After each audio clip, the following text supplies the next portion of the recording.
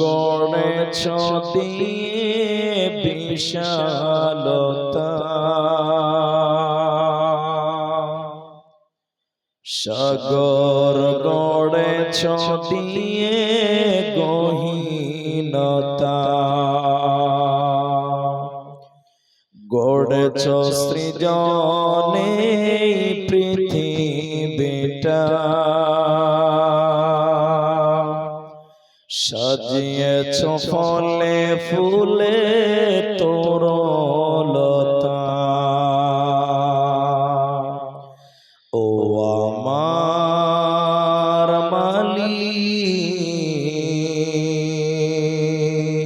তোমার উপমা তুমি একা।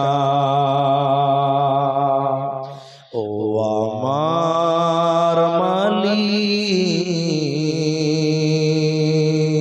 তোমার উপমা তুমি একা।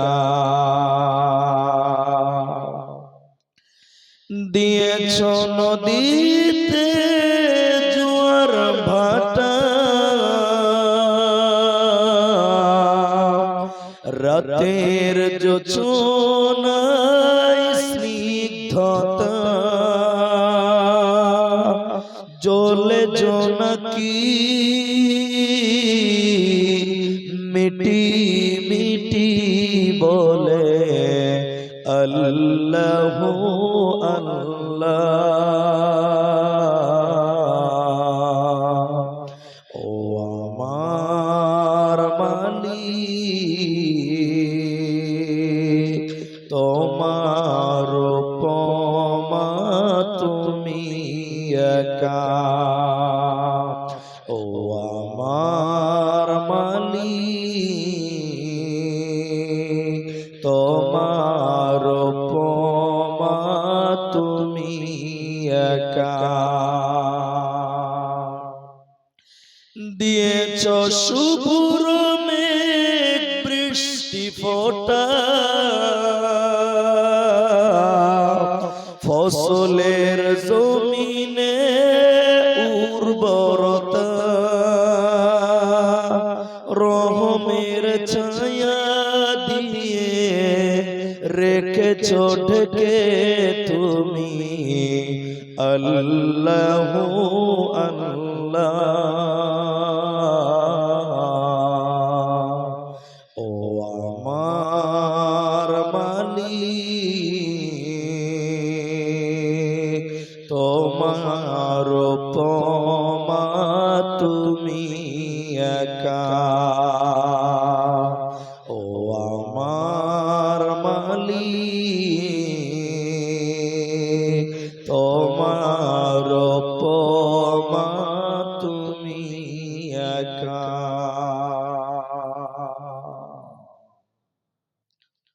উপস্থিত চলমান সভার যোগ্যতম সভাপতি, স্টেজে ওলামায়ে কেরাম, অতিথিবৃন্দ, আমার সামনে বসে থাকা গুটি কয়েক দিনদার ইমানদার মুমিন ভাই সকল, দোয়ার কান্টারি মুরব্বী সমাজ, স্নেহের কচিকাঁচা, পর্দার অন্তরালে বসে থাকা মুমিনা সলেহা মা ও বোনেরা, প্রাণ প্রিয় মদনপুর গিয়াসমোড় সুতি মুর্শিদাবাদ, প্রশংসা সেই মহান মনিবের দরবারে যিনি আমাদেরকে এক মাদ্রাসা কেন্দ্রিক আয়োজিত মাহফিলে বসিয়ে কোরআন এবং হাদিসের কথা বলার, আপনাদেরকে শ্রবণ করা যিনি তৌফিক ইনায়াত করেছেন, সেই মহান মনিবের দরবারে শুকরিয়া জ্ঞাপন করি। আমরা সকলেই একবার বলি আলহামদুলিল্লাহ। দরুদ ও সালাম বর্ষিত হোক সরকারে কায়নাত তাজদারে মাদানী নবী কুল শিরোমণি ইমামুল আম্বিয়া নবী মক্কি নবী মাদানী নবী আহমদ নবী মুহাম্মদুর রাসূলুল্লাহ সাল্লাল্লাহু আলাইহি ওয়াসাল্লাম। मोहतरम भाइयों, अजीजों, नौजवान साथियों, আমি কোরআনুল কারীম 30 পারা সূরা বালাদ থেকে প্রথম দুটি আয়াত তেলাওয়াত করেছি। কোরআনের অপর আরেক জায়গা থেকে আরেকটি আয়াত তেলাওয়াত করেছি। হাদিসে নববী থেকে একটি মাত্র হাদিসের টুকরো পাঠ করেছি। উল্লেখিত আয়াত এবং হাদিসকে কেন্দ্রবিন্দুর মধ্যে রেখে সংক্ষিপ্ত বক্তব্য ইতি করব, যদি আল্লাহ তৌফিক দেন তো। আলাইহি তাওয়াক্কালতু ওয়া ইলাইহি উনীব। মুহতারাম ভাইও দোস্ত, আমি আপনাদের সামনে আমার আলোচ্য বিষয়টি বলার পূর্বে দুই একটি জরুরি কথা বলবো। আপনি যদি এই কথাগুলোকে মূল্যায়ন করতে পারেন, তাহলে আমার বিশ্বাস আপনিও সফল কামিয়াব হবেন, আমারও কিছু উপকার হবে বলে আমি আশাবাদী। আমি আপনাদের সামনে যে বিষয়টি নিয়ে বলবো তার আগে আপনাদের প্রথম যেটা জিজ্ঞাসা করব, অনুরোধ করব যে আমি আপনাদেরকে কিছু কথা জিজ্ঞাসা করতেই থাকি। আপনারা বাঙালি মানুষ, আপনারা মুখ খুলে উত্তর দেবেন। একবার বলেন ইনশাআল্লাহ। মাশাআল্লাহ। আপনি যদি উত্তর দেন, কথা বলেন, তাহলে আপনার বুঝতে সুবিধা হবে আর আমাকেও বুঝাতে সুবিধা হবে। এই জন্য কখনো আপনি বলবেন, কখনো আমি বলবো। এই বাবু, এই কি হয়েছে? চেয়ার নিচে বসো, চেয়ারে বসার বয়স হয়নি তোমার। ভাই, আপনারা আজকে যে মাদ্রাসার জালসা এসেছেন, আমি বহুত ভাবনা চিন্তা করে আপনাদের সামনে যে বিষয়টি নিয়ে কথা বলবো ভেবেছি, সে বিষয়টির নাম হলো শুধুমাত্র কোরআন। অনলি কোরআন। কোরআন সম্পর্কে কথা বলবো, মাদ্রাসা সম্পর্কে আপনারা ধারণা অর্জন করতে পারবেন। বর্তমান পৃথিবীর বুকে, আসমানের নিচে, জমিনের উপরে সবচাইতে বেশি যে কিতাবটা তেলাওয়াত করা হয়, আপনারা বলেন ওই কিতাবের নাম কি? কোরআন। দুটি লোক বললেন, বাকি বললেন। পৃথিবীতে সবচেয়ে বেশি যে কিতাবটা তেলাওয়াত করা হয়, সকলে মুহাব্বতের সঙ্গে বলেন কিতাবটার নাম কোরআন। অপরদিকে পৃথিবীতে সবচেয়ে বিরুদ্ধে যার কিতাব লেখা হয়েছে, যার বিরুদ্ধে লেখা হয়েছে, ওই কিতাবটার নামও কোরআন। কোরআনের বিরুদ্ধে পৃথিবীতে এত কিতাব লেখা হয়েছে, এত বই লেখা হয়েছে, যা আপনি আমি কল্পনাও করতে পারিনি বা পারবেন না। কেন? কেন? এই কেনর উত্তর আপনাকে সহজে বলি। আপনি এখান থেকে মদনা যাবেন, মদনা রাস্তার ডান দিক বাঁ দিকে অনেক আমের গাছ আছে, কিন্তু সবাই একটাই বাগানে ঢেল দেয়, একটাই বাগানে আম কুড়ায়। কেন? অন্য বাগানে ঢেল দেয় না কেন? ওই বাগানে ঢেল দেয় কেন? নিশ্চয়ই সেই বাগানের আম ব্যতিক্রম কোন স্বাদ আছে, নিশ্চয়ই ওই বাগানের আম খেতে বড় মজা। এর জন্য ওই বাগানের আমই মানুষ খায়, ওই বাগানে ঢেল চালায়। পৃথিবীতে অনেক কিতাব আছে, ওগুলোর বিরুদ্ধে কোনো কিতাব লেখা হয়নি, কিন্তু কোরআনের বিরুদ্ধে এত কিতাব লেখা হলো কেন? নিশ্চিতভাবে বলা যায় কোরআনের ভিতরে ব্যতিক্রম কিছু আছে বলেই মানুষ এর বিরুদ্ধে লিখেছে, এর বিরুদ্ধে বলেছে। ঠিক বলছি না? একটু হ্যাঁ না বলো। এর নাম কোরআন। তা আপনি মুসলিম হিসাবে, আমি মুসলিম হিসাবে, আমরা কোরআন সম্পর্কে কি জানলাম? আমরা কোরআনের অস্তিত্ব জানি না, কোরআনের হিস্টোরি জানি না, কোরআনের ইতিহাস জানি না, কোরআন এসেছে কেন জানি না। অথচ আমরা মুসলিম হিসাবে আমাদের সর্বপ্রথম কোরআন জানা দরকার। সবাই বলেন ছিল কি ছিল না? ছিল, কিন্তু আমরা কোরআন জানি না। কোরআনের ইতিহাস জানি না, কোরআনের অস্তিত্ব জানি না। চলেন এই কোরআনের কাছ থেকে কোরআনের পরিচয় প্রথমে আমরা জানব।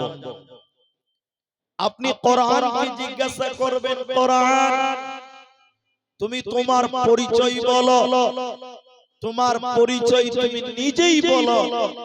কোরআনকে আপনি জিজ্ঞাসা করবেন তার পরিচয়, কোরআন নিজেই আপনাকে তার পরিচয় বলবে, জবাব দিবে। জোরে বলুন সুবহানাল্লাহ। কোরআনকে বলেন, কোরআন তুমি পৃথিবীতে কোথায় এসেছিলে? কোরআন তুমি বলো।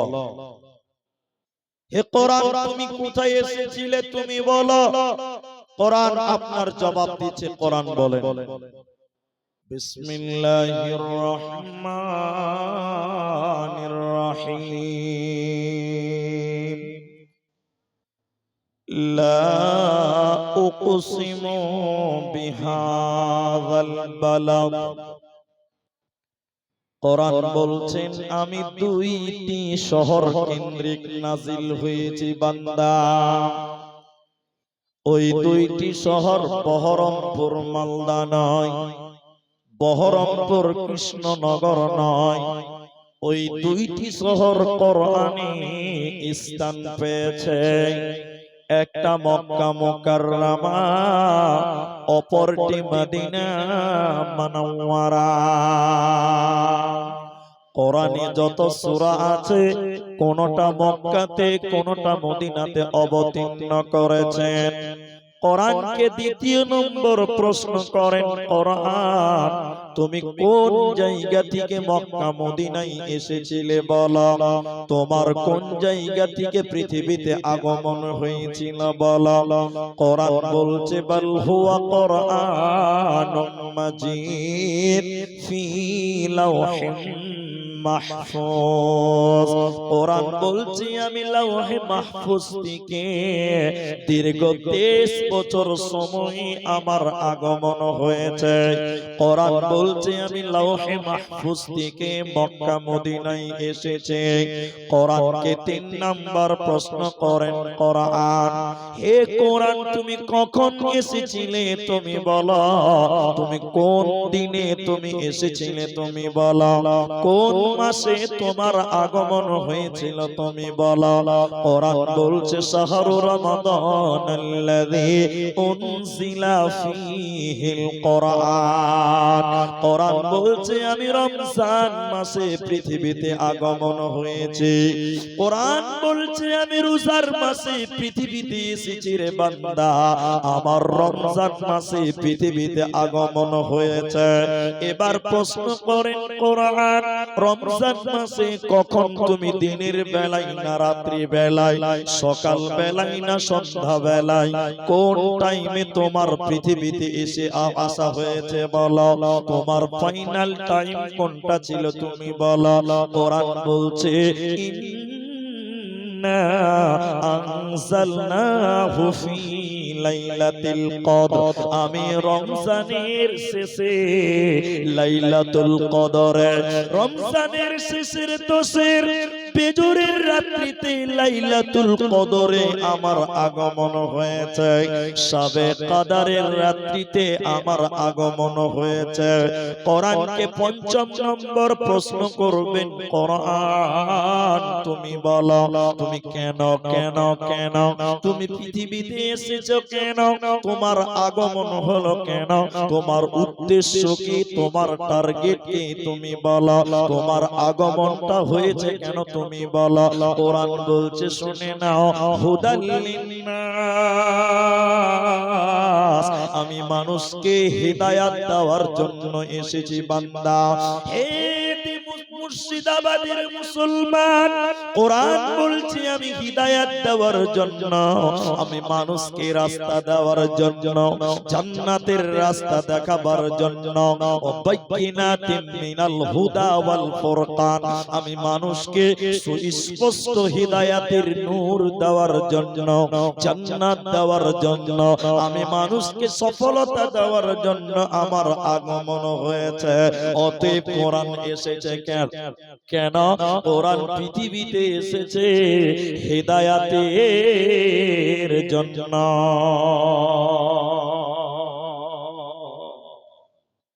তাহলে যেটি মানুষ আপনারা আছেন এখানে, এবার বলেন, সবাই মুখ খুলেন, কেউ বাদ যাবেন না। তাহলে কোরআন পৃথিবীতে এসেছে কেন? একটু বলুন। হেদায়াতের জন্য। কোরআন পৃথিবীতে এসেছে হেদায়াতের জন্য। তাই এই কোরআন থেকে তুমি হেদায়াত গ্রহণ করো। কোরআনটা তোমাকে হেদায়াতের নূর দিবে, জান্নাত দিবে। হেদায়াতের মালিক আল্লাহ, কিন্তু কোরআন থেকে হেদায়াত নিতে বলেছেন স্বয়ং নবী মুহাম্মদুর রাসূলুল্লাহ সাল্লাল্লাহু আলাইহি ওয়াসাল্লাম। শুধু হেদায়াত নয়, কোরআন এমনই একটি কিতাব, কোরআন মানুষের ঈমানকে বৃদ্ধি করিয়ে দিতে পারে, ঈমানকে বাড়াতে পারে। কোরআন মানুষকে হেদায়াত দেয়, কোরআন মানুষের ঈমান দেয়। তবে মনে রাখবেন, সব মানুষ হেদায়াত কোরআন থেকে পাবে না। সব মানুষ পাবে না, সবাই হেদায়াত পাবে না। আল্লাহ বলছেন কোরআন ঈমান দেয়, হিদায়াত দেয়, তবে সব মানুষ পাবে না। এর কারণ আছে, আপনাকে বলি, একটু ধৈর্য ধরুন। কয়েক বছর আগে এক ডক্টর, তিনি ইসলাম ধর্ম ত্যাগ করে অমুসলিম হয়ে গেছে। তার নাম আপনারা শুনেছেন, আপনারা জানেন। আমি মনে করিয়ে দিই, তার নাম হলো ডক্টর ওয়াসিম রিজভী। আপনারা নাম শুনেছিলেন? মনে হয় শুনেননি আপনারা। ডক্টর ওয়াসিম রিজভী যেদিন ইসলাম থেকে বেরিয়ে যায়, তিনি কোরআন হাতে নিয়ে বলেছিলেন, তিনি কোরআন হাতে নিয়ে বলেছিলেন যে এই কোরআন থেকে 26টা আয়াতকে কেটে বাদ দিয়ে দিতে হবে, 26টা আয়াতকে কোরআনে রাখা যাবে না। এখন যারা সাধারণ মানুষ কিছু হলেও বুঝেন, তারা বলছি বলেন, ও 26টা আয়াতকে টার্গেট করেছিল। এখন আপনাকে যেটা বলতে চাইছি সেটা হলো এই, তাহলে সেই লোকটা অর্থাৎ ওয়াসিম রিজভী কোরআন পড়েছিল কি পড়ে নাই? আপনারা বলেন না ভাই, কোরআন পড়েছে কি পড়ে নাই? পড়েছে। তো কোরআন পড়েছে, অথচ সে বেঈমান হলো, নাস্তিক হলো, ইসলাম থেকে বেরিয়ে গেল। তো আল্লাহ বলছেন কোরআন পড়লে ঈমান বাড়ে, কোরআন মানুষকে হিদায়াত দেয়। তো ওর হিদায়াত পেল না কেন? ওর ঈমান বাড়লো না কেন? ও আরো গোমরাহ হলো কেন? এর একটা উত্তর আপনাকে সহজ বাংলায় দিই, যুক্তি দিয়ে বুঝাই। এখন রাস্তাতে যে গাড়িটা বের হয়েছে 3 চাকা, জি, গাড়িটার নাম কি? টোটো। কেউ বলছে টুকটুকি, আবার কেউ আসামে বলে পিলপিলি, আমাদের দেশে বলে পিলপিলি, আবার চাঁদের মুড়ে এলাকার কিছু কিছু লোক বলে চেন্নাই। গাড়িটার নাম টুকটুকি বা টোটো। এই গাড়িটা চলে ব্যাটারিতে। এখন গিয়াসপুর স্ট্যান্ডে একটা দোকানি, ও খালি ব্যাটারি চার্জ করে, ওর কাজই তাই। 12-13টা ব্যাটারি চার্জ করছে বারান্দাতে। একটা পাগল, যার ব্রেন নাই, বিবেক নাই, বুদ্ধি নাই, আট পাগলা, ও বড় বড় ব্যাটারি গুলো দেখেছে, তো বড় বড় করে দেখছে, বলছে ও দোকানদার ভাই, এই প্লাস্টিক গুলো কি হচ্ছে গো, কত খ্যাপা ব্যাটারি কে প্লাস্টিক। তো দোকানি দেখছি তো খ্যাপালো, তো একার কি বুঝাবো যে কোনটা ব্যাটারি কোনটা প্লাস্টিক। দোকানি তখন বলছে এই পাগলা, এই প্লাস্টিকের ব্যাটারিতে কারেন্ট ঢোকাচ্ছি রে, প্লাস্টিকের ভিতরে কারেন্ট ঢোকাচ্ছি, টোটো চলবে, লাইট জ্বলবে, ফ্যান চলবে, কারেন্ট জ্বলবে। খেপা মনে মনে ভাবছে যে প্লাস্টিকেও কারেন্ট ভরা যায়। দোকানি বলছে যা। তো খেপা বাড়ি চলে গেছে, ওর বাড়িতে যত প্লাস্টিকের বোতল ছিল আর বালতি ছিল, এক বস্তা নিয়ে এসে দোকানদারকে বলছে ভাই, আমার প্লাস্টিকের বালতিগুলোতে খালি কারেন্ট ঢুকিয়ে দাও, বাড়িতে লাইট জ্বালাও। আচ্ছা আপনারা বলেন, সবটি লোক বলেন, এই খেপার প্লাস্টিকের বালতিতে কারেন্ট ঢুকবে? এদিকে লোক কথা বলে না যে ঢুকবে। কিয়ামত হবে তাও ভালো, চাঁদ হবে দোকানি বলছে যে এই এই এই এই তো প্লাস্টিকের বালতিতে কারেন্ট ঢুকবে না, তোর খেপা জামা উড়াইছে তোকে মারবো ভাই। তোর প্লাস্টিকে ঢুকছে না আমার বেলায় ঢুকবে না, মানে বুঝাতে পারে না। এটা লোক তখন বলছে বন্ধু তোর প্লাস্টিকের বালতিতে কারেন্ট ঢুকবে না, আর দোকানের প্লাস্টিকের ব্যাটারিতে কারেন্ট ঢুকবে কেন? প্লাস্টিকের ব্যাটারির ভিতরে এসিড আছে, তামা আছে, অ্যালুমিনিয়াম আছে, রবার আছে, জিনিস আছে, ইঞ্জিন আছে, মাল আছে, তাই কারেন্ট ঢুকবে। আর তোর প্লাস্টিকের বালতির ভিতরে কিছুই নাই, হাওয়া আছে, কিয়ামত পর্যন্ত তার লাগিয়ে রাখলেও কিন্তু কারেন্ট ঢুকবে না। আল্লাহ কোরআনে বললেন শোনা, ওয়া ইযা তুলিয়াত আলাইহিম আয়াতুহু যাদাতুহুম ঈমানা, যখন মুমিন কোরআন তেলাওয়াত করবে মুমিনের ঈমান বাড়বে। তাহলে ওয়াসিম রিজভির বাড়ল না কেন? সে গুমরা হলো কেন? পথভ্রষ্ট হলো কেন? ওরে মুর্শিদাবাদের লোক শোনো, ওয়াসিম রিজভি কোরআন পড়েছিল, ঈমানের সঙ্গে কোরআন পড়ে নাই, সন্দেহবশত কোরআন পড়েছিল, সন্দেহ করে কোরআন তেলাওয়াত করেছিল, ঈমানের সঙ্গে কোরআন পড়ে নাই, ওর ভিতরে ঈমান ছিল না, এর জন্য তার ঈমান বাড়ল না। ওর ঈমান বাড়বে না, বাড়বে না। এই জন্য আল্লাহ তাবারাক ওয়া তাআলা বলেন, এই কোরআন তুমি তেলাওয়াত করো, এই কোরআন তোমার ঈমান বাড়বে। আল্লাহর নবী বললেন শোনা, কিয়ামতের দিনে দুইটি আমল আল্লাহর কাছে সুপারিশ করবেন, সাক্ষী দেবে। দুইটি আমল পৃথিবীতে আছে, ওই দুটি আমল কিয়ামতের দিন আল্লাহর সামনে কথা বলবে, রবের সামনে বান্দার জন্য কথা বলবে। ওই দুটি আমলের ভিতরে একটার নাম কোরআন। কোরআন কিয়ামতের দিন বলবে, আল্লাহ তোমার এই বান্দাটা সারাদিন লেবারি খেটেছিল, সারাদিন মেহনত করত, আর সকাল সন্ধ্যা আমি কোরআনের তেলাওয়াত করত, সকাল সন্ধ্যা কোরআন তেলাওয়াত করত। আল্লাহ তুমি আমার সাক্ষীকে গ্রহণ করে নাও, আল্লাহ তুমি আমার সুপারিশকে মঞ্জুর করো। আল্লাহ কোরআনের সাক্ষীকে গ্রহণ করবে, আল্লাহ কোরআনের সুপারিশকে মঞ্জুর করবে, আর আল্লাহ আপনাকে কোরআনের জন্য জান্নাতে দেবে। তোমার কোনো চিন্তা রবে না, রবে না, রবে না। আল্লাহ তাবারাক ওয়া তাআলা সূরা বাকারা সূরা নাম্বার 2 পারা নাম্বার 2 রুকু নাম্বার 21 লাইন নাম্বার 12 আয়াত নাম্বার 177 এর মাঝখানের অংশে আল্লাহ বলেন, ওয়াল কিতাব, আমার যত আসমানি কিতাব আছে, তাওরাত বলেন, ইনজিল বলেন, জাবুর বলেন, কোরআন বলেন, আল্লাহ একের অধিক দ্বিবচন শব্দ বলেছে, আমি বুঝাবার জন্য এক বচন বলছি, শুনে নাও। ওয়াল কিতাব ওয়া মা'না ওয়াল কোরআন, আমার কোরআনের উপরে তোমরা ঈমান আনো, আমার কোরআনের উপরে তোমাদের ঈমান রাখতে হবে। যারা কোরআনকে বিশ্বাস করবে না, যারা কোরআনের আইনকে যারা বিশ্বাস করবে না, ওরা আল্লাহর জান্নাতে যাবে না, পাবে না, পাবে না।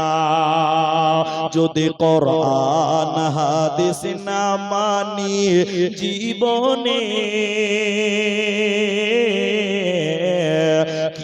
কি হবে গবরি তোর পরে?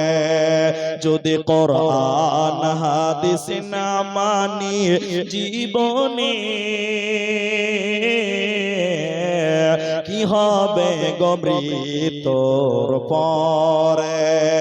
চার মাযহাবকে ফরজ নিয়েছি, এক মাযহাবের আমল করেছি, কোরআন হাদিসের দিকে দেখি তো ফিরে কি হবে গো মৃত্যুর পরে, কি হবে গো মতের পরে, যদি কোরআন হাদিস না মানি জীবনে, কি হবে গো মতের পরে, কি হবে গো মৃত্যুর পরে, এরই নাম কোরআন।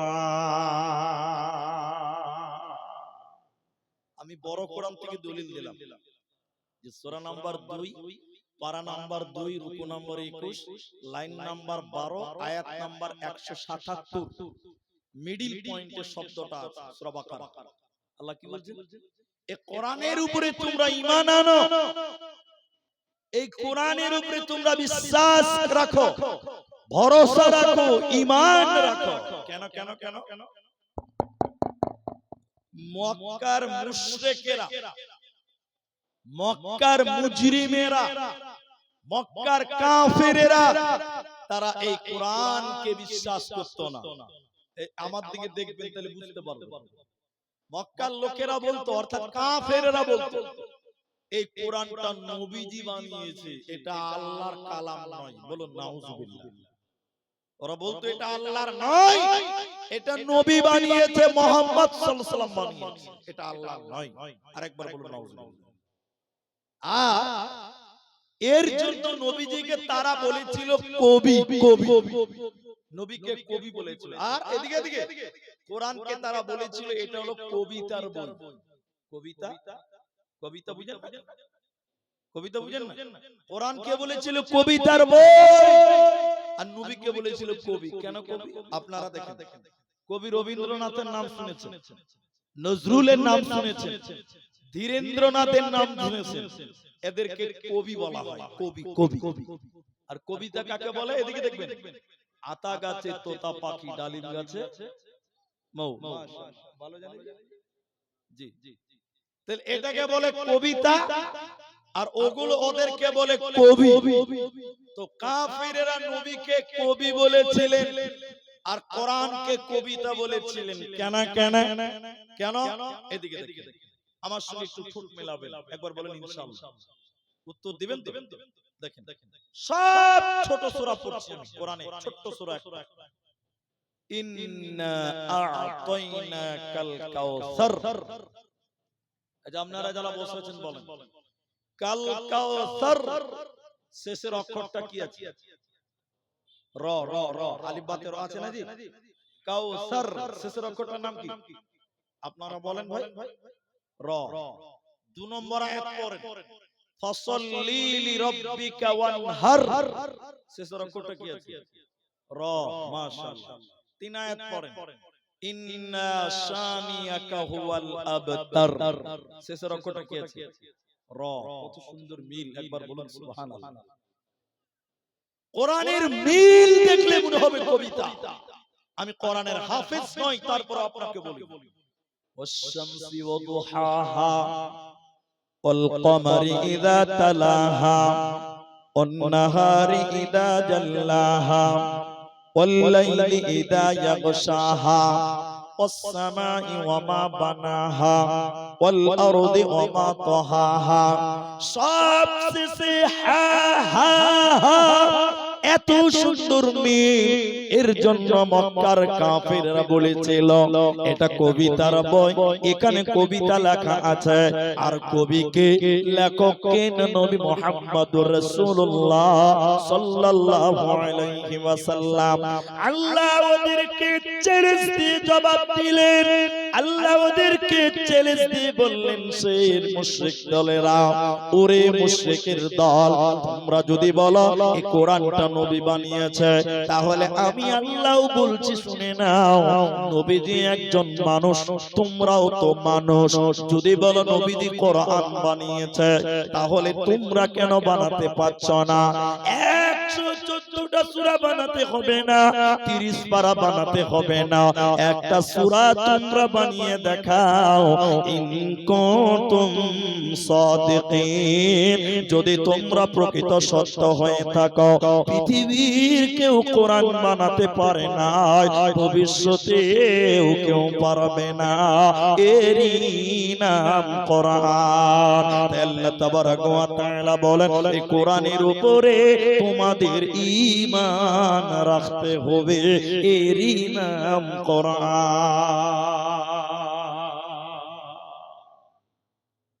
একটু বলবেন আমার সঙ্গে যারা আছেন ভাই, কোরআন পড়লে নেকি হবে? কোরআন পড়লে কি হবে? কোরআন শুনলেও নেকি হবে। তো এই সুতি থানায় গিয়াস মোড়ে এই সব এলাকার লোক মুখ খুলছে না, যে দিলে কথা বোঝানো যাবে না। কোরআন পড়লে নেকি হবে, কোরআন শুনলেও নেকি হবে। কিন্তু এখন যেটা প্রশ্ন করি উত্তরটা দেন। অনেক মুসলমানদের গাড়িতে লেখা থাকে দেখবেন 786, দেখেছেন আপনারা? দেখেন অনেক মুসলমানদের বাড়ির গেটে রং করে লেখা আছে 786, আছে না নাই বলেন? আচ্ছা, এমনকি আমি এমনও মসজিদ দেখেছি, মসজিদের গেটে লেখা আছে 786, এরকম মুসলমানেরাই লেখে। কি বলছেন, লেখে না গো? লেখে। আমি একটা জালসাতে গিয়েছিলাম, আমি জায়গার নামটা বলছি না, পশ্চিমবঙ্গে বর্ধমান জেলা। তো জালসার গেটে কালারিং লাইট লাগা আছে, ওই গেটে কালারিং লাইটে লেখা আছে 786, মানে 786। আমি স্টেজে উঠে জিজ্ঞাসা করেছিলাম, আপনারা জালসার গেটে 786 লিখেছেন কেন? এর মানে কি? তখন আমাকে একটা লোক বলেছিলেন যে মাওলানা আপনি এটাও জানেন না। ওখানে মজা নিয়েছিল সে। তখন আমি বলেছিলাম যে জানি না বলেই তো জিজ্ঞাসা করলাম, এর মানেটা কি বলে? তখন বলছে মৌলভী সাহেব 786 মানে হলো বিসমিল্লাহির রহমানির রহিম। এই নিয়তে মুসলমানেরা 786 লিখছে। একটু হ্যাঁ না বলে না, লেখে না গো? আচ্ছা আপনারা বলেন 786 আর বিসমিল্লাহ দুটো কোনোদিন এক হতে পারবে?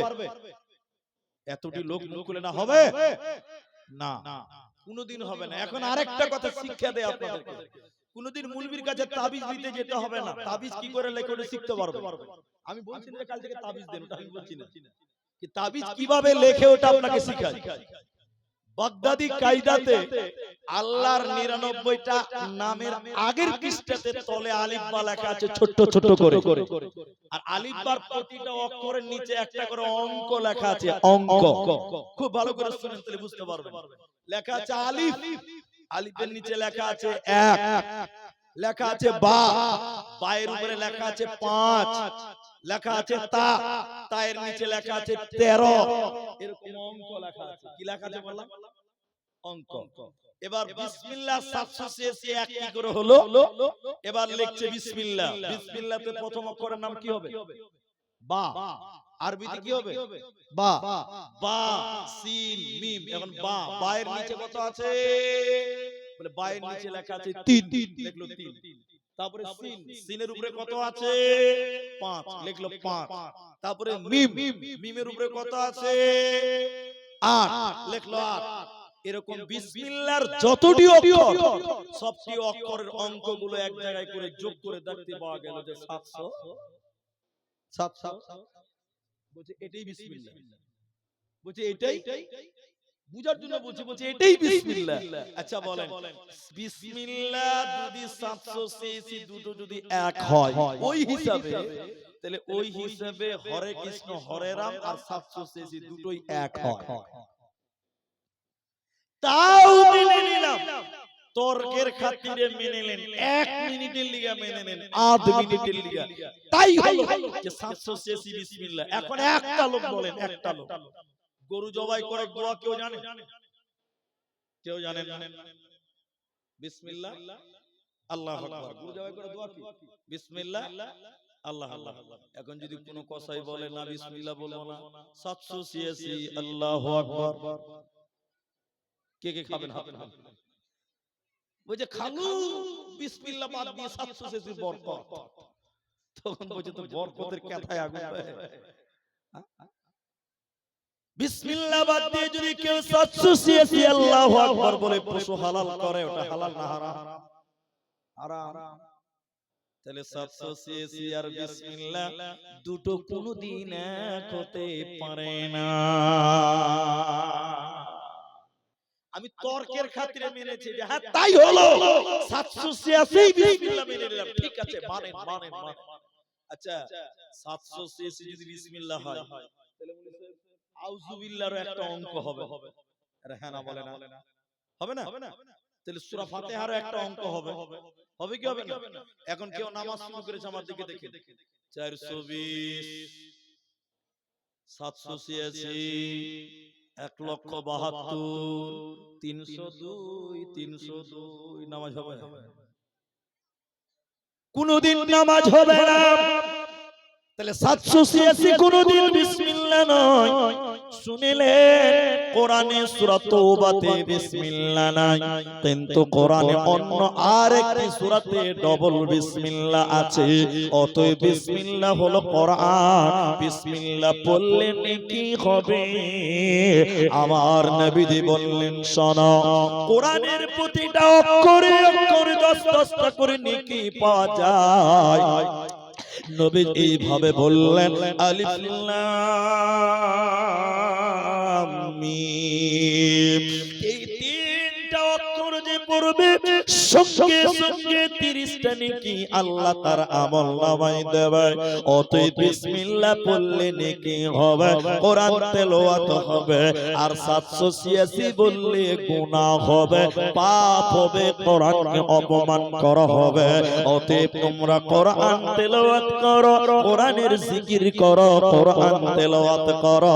এই কোরআন তোমাদের হেদায়েত দিবে, তোমাদের ঈমান দেবে, তোমাদেরকে জান্নাতে দিবে। এই কোরআন তোমাকে কামিয়াব বানিয়ে দেবে। তোমার কোনো চিন্তা রবে না, রবে না, রবে না। এখন একটা জরুরি কথা বলবো এই কোরআন সম্পর্কে। আপনারা মুর্শিদাবাদ এখন খুব র‍্যাঙ্কে চলছে, জানেন? মুর্শিদাবাদ এখন খুব টপ র‍্যাঙ্কে চলছে সোশ্যাল মিডিয়াতে। ফেসবুক ঢুকলেই বাবরি মসজিদ, ফেসবুকে ঢুকলেই বাবরি মসজিদ। যাক গোটা জেলাতে, প্রতিটা জেলাতে একটা করে বাবরি হওয়া দরকার আছে আমার মতে। মসজিদ যত হবে তত ভালো। নাজি ভাই, মসজিদ আবাদ করতে পারলেই হলো। আমি ওটা বলছি। এখন পশ্চিম বাংলায় এসআইআর হচ্ছে, আপনাদের রাজ্যে হচ্ছে এখন। তো পশ্চিম বাংলায় এসআইআর আর আমাদের দেশে হয়েছে এনআরসি। তো অনেকে এসআইআরটাকে এনআরসির চাষটা ভাই মনে করছে। যাই হোক, আমি যেটা বলতে চাইছি, এই বাংলাতে যারা এসআইআর করছে, আমি কোনো পার্টি করি না, আমি কোনো দলের লোক না, আমি কারো পক্ষে বিপক্ষে না। এসআইআর করছে আর কিছু কিছু লোক বলছে যে লুঙ্গি পরা বাংলাদেশিকে তার বলছে, কি বলছে না বলেন? এরা মনে হয় দেখেন কিছু কিছু নেতা আছে লুঙ্গি পরা লোক দেখলেই মনে করে এরা বাংলাদেশি। ঠিক বুঝি না গো? বলছে যে এনআরসি করবার ওই লুঙ্গি পরা মুসলমান বাংলাদেশে তারবো। আমি এটা মেনে নিলাম, ঠিক আছে, তুই বলছিস তো বল।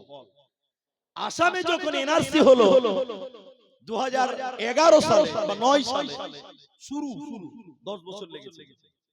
তো বলেছিল আসামে বাংলাদেশি মুসলমান তারবো আসামে। তো এনআরসি করলো, লোক বাদ গেল। কত লোক বাদ গেল? 19 লাখ। আপনারা বলেন কত লাখ? বলুন সবাই বলুন। 19 লাখ লোক বাদ গেল, নাগরিকত্ব পেল না। এবার কত লোক কোন ধর্মের? এবার শুনেন, আমরা মুসলমান বাদ গেলাম মাত্র 4 লাখ, কম বেশি মতান্তর। কলা বলেন 4 লাখ। তো দেশে হিন্দু আর মুসলমান বাস করে না, আরো দল আছে, ইহুদি আছে, খ্রিস্টান আছে, বড়দিনে দেখতে পাওয়া যায়। ওরা বাদ গেল কম বেশ 3 লাখ। তাহলে 4 আর 3 কত হলো? 7। তাহলে 19 থেকে 7 বাদ গেলে কত থাকলো? 12। বলেন কত থাকলো? 12। তো এনআরসি করে মুসলিম তারবো বলেছিল, আমরা মুসলমান বাদ গেলাম মাত্র 4 লাখ। আর যারা এনআরসি করেছে ওরা বাদ গেল 12 লাখ। বলেন নারায়ে তাকবীর। আমরা বাদ গেলাম কতটি, আর ওরা গেল কত? 12 লাখ। তাহলে বলেন আমাদেরকে থাকতে পেরেছে? এই কথাগুলো কেন বলতে লাগলাম? কোরআন, বক্তব্য কোরআন। তাহলে এরা আমাদেরকে থাকতে পারলো না।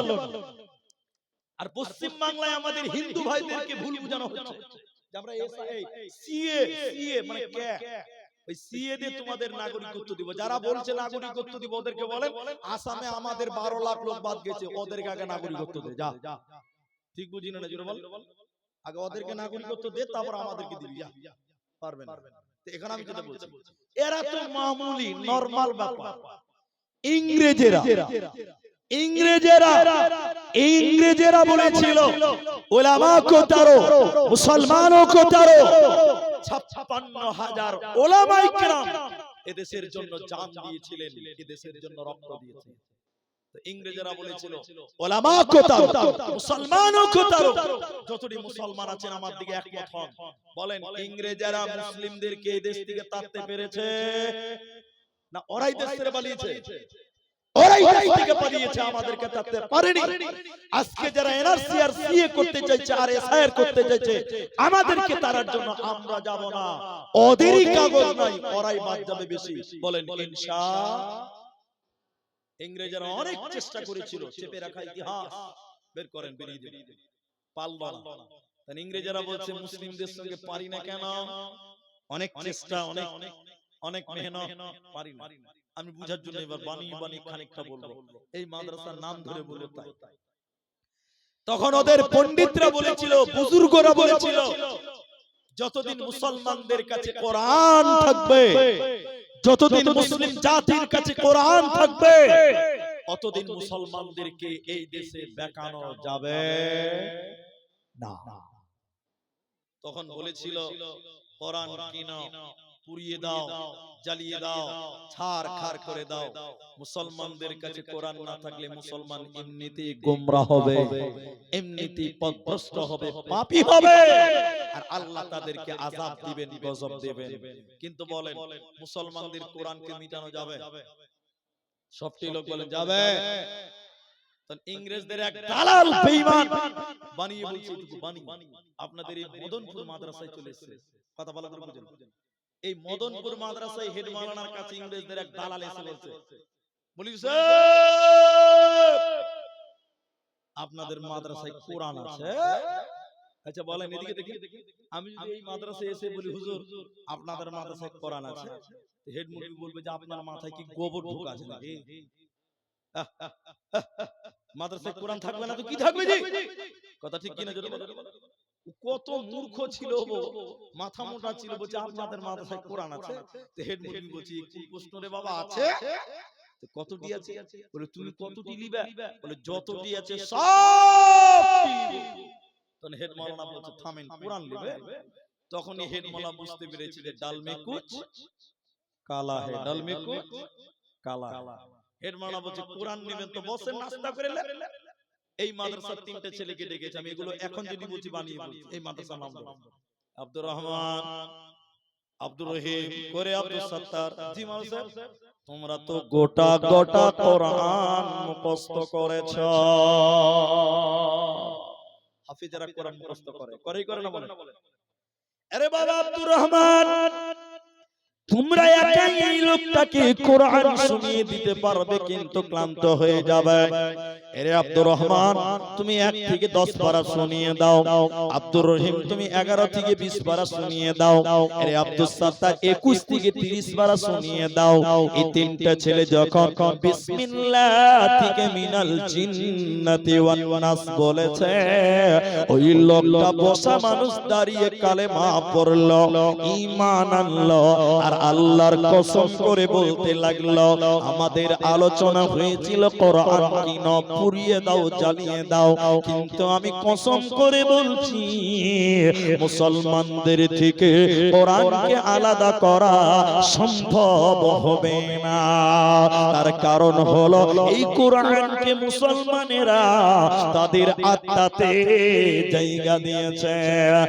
আজ বিশ্বের বুকে কোটি কোটি প্রিয় মিলিয়ন মিলিয়ন কোরআনের হাফেজ আছে।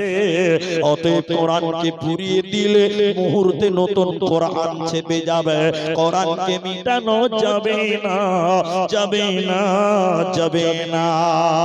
একজন ইসলামিক গবেষক, ইসলামিক পণ্ডিত এই রকম কোরআন মানুষকে দেখিয়েছিলেন, এই রকম কোরআন মানুষকে দেখিয়েছিলেন। একবার সবাই কোরআনটা দেখে নেন মায়েরা। এরকম কোরআন দেখাবার পর তিনি কোরআনটা বন্ধ করে বলেছিলেন, বলো বলো বলো তোমরা কোরআনটা কেমনে দেখলে তোমরা বলো। লোকেরা বলতে লাগলো, সাদা কাগজে কালো কালিতে লেখা আছে, সাদা কাগজে কালো কালিতে লেখা আছে। তিনি বলেছিলেন, না না না, এই কোরআনকে এই চক্ষু দিয়ে দেখলে হবে না, এই কোরআনকে ঈমানের চক্ষু দিয়ে দেখো। এই কোরআনটা কোনো কাগজে নয়, এই কোরআনটা কোনো কালিতে নয়, বরং শহীদের রক্তের বিনিময়ে এসেছে রে। এই কোরআনের জন্য কত মা বিধবা হয়েছিল, এই কোরআনের জন্য কত বাচ্চা এতিম হয়েছিল, এই কোরআনের জন্য কত বোন তার ভাইকে হারিয়েছিল। এই কোরআনটা এমনি আসেনি। অতএব কোরআনকে তোমরা মিটাতে পারবে না, পারবে না। আল্লাহ তাবারাক ওয়া তাআলা বলেন, শোনো, ইন্না নাহনু নাযালনা যিকরা ওয়া ইন্না লাহু লাহাফিযুন। আমি আল্লাহ এই কোরআনকে নাযিল করেছি বান্দা, আমি আল্লাহ এই জিকিরকে নাযিল করেছি বান্দা।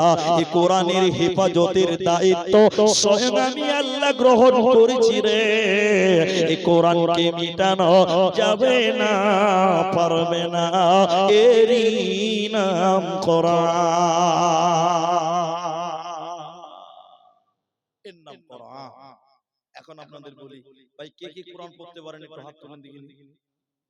কে কে কোরআন পড়তে পারেন হাত তুলেন না? কেউ পারেন না? এত ঢিলা কেন জি ভাই? একটা, দুটো, তিনটি, চারটা, পাঁচটা, ছটা, বাস এবার হলো নামান। তাহলে যারা হাত তুললেন না তারা পারেন না। আমি আর হাত তুলতে বলবো না। যারা হাত তুললেন না তারা কোরআন পড়তে পারেন না, যারা তুললেন তারা পারেন। এখন আমি বলি, কিছু রাগ করবেন না। অনেক মূর্খ লোক আছে, মূর্খ মূর্খ, পেটে লাথি মারলে একটা আলিফ বার হবে না, এরকম লোক সমাজে আছে। কি বলছেন নাই?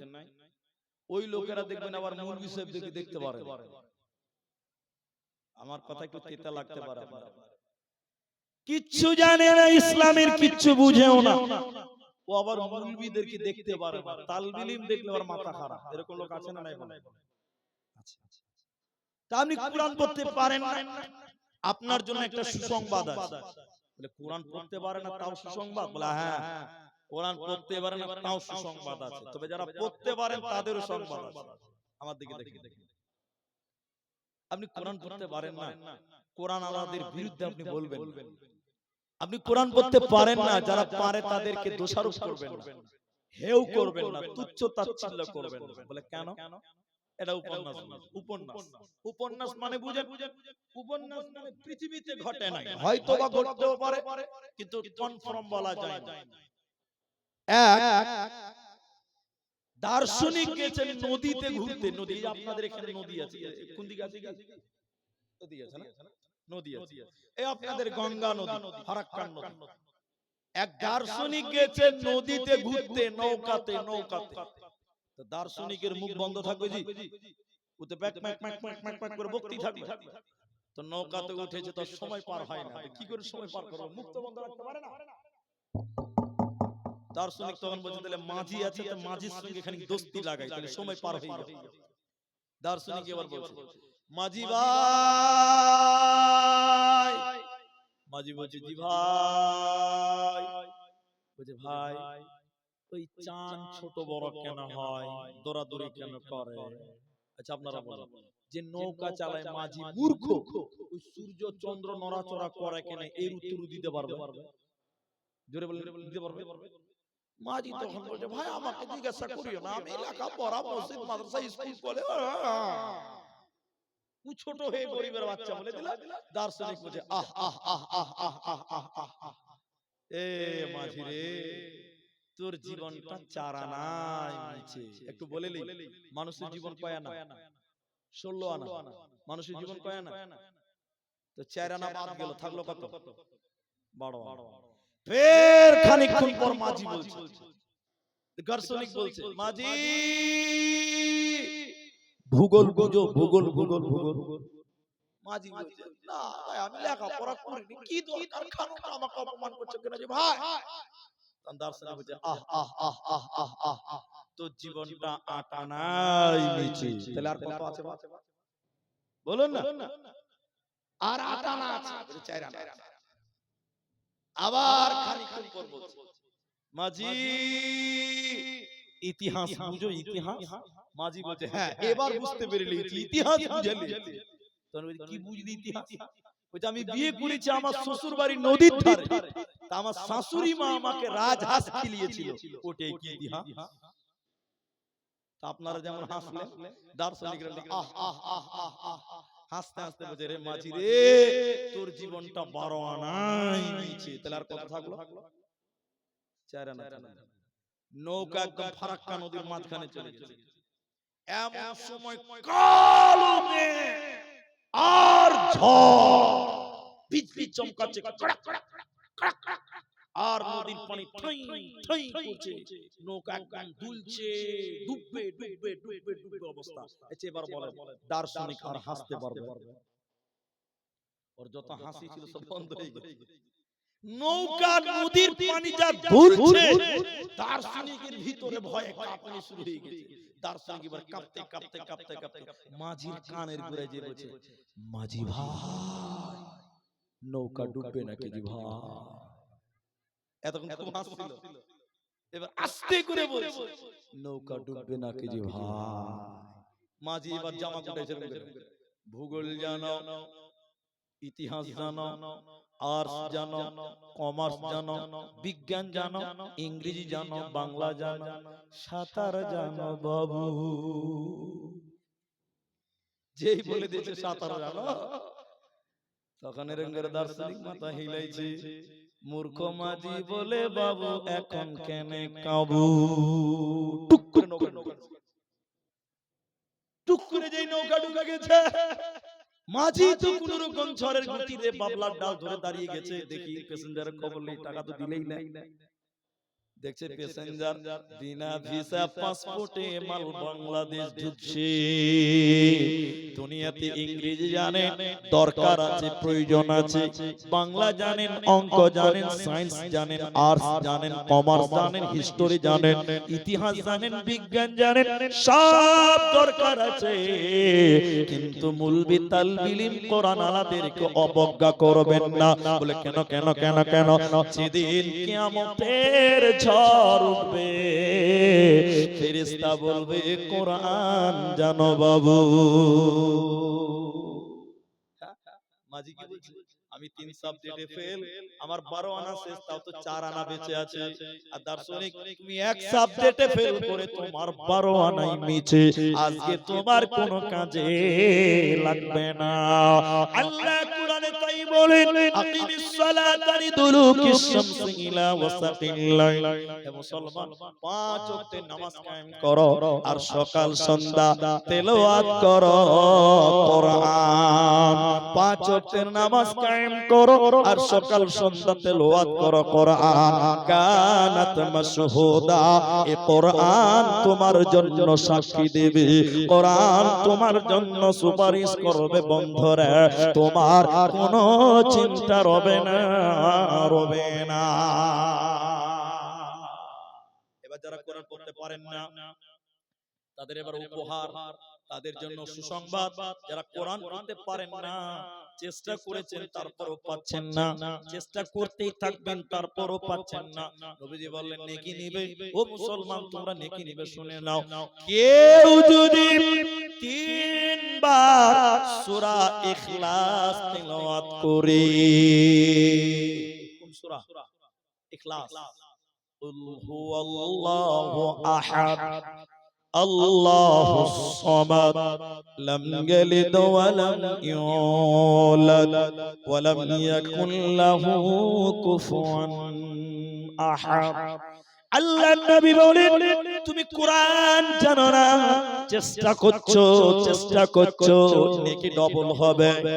আর তুমি যদি 3 বার সূরা ইখলাস কুল হুর সূরা তেলাওয়াত করো, তাহলে তোমাকে গোটা কোরআন খতম করলে যে নেকি হয়, ওই নেকি তোমার আমলনামায় দেওয়া হবে। যদি তুমি এই সূরা তেলাওয়াত করো, তুই মুসলমান কোরআন তেলাওয়াত করো, চাই কম হোক চাই বেশি হোক, তোমাকে নেকি দিবে। তেলাওয়াত করতে পারেন না, কোরআন শুনবেন নেকি দিবে। কোরআনের পেছনে সময় দিলে নেকি দেবে, কোরআনের পেছনে টাকা দিলে নেকি হয়, কোরআনের টোটালটাই নেকি। অতএব কোরআনকে নিজেদের জীবনে বাস্তবায়ন করো। বিশ্বনবীর সাহাবীরা বলেন, আমরা যখন ঈমান আনলাম, তাআল্লামনাল ঈমান সুম্মা তাআল্লামনাল কোরআন। আমার ছেলেটা এখন 3.5 বছর পার হলো, আমার একটাই ছেলে 3.5 বছর পার হলো। তো চেষ্টা করে আমার সঙ্গে পড়া সূরা ইখলাস, সূরা নাস আর আলিফ বা আল্লাহ বাই বিসমিল্লাহ সব জানে। তো চেষ্টা করে, আমি জালসায় আসবো, বলছি জালসা যাব, জালসা। তো আপনার ছেলেদেরকে কি শিক্ষা দিবেন?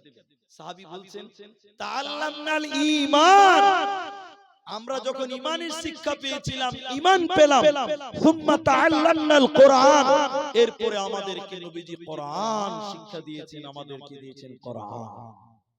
আজকে মুসলমান, তুমি তোমার ছেলেকে কোরআন শিক্ষা দিলে না।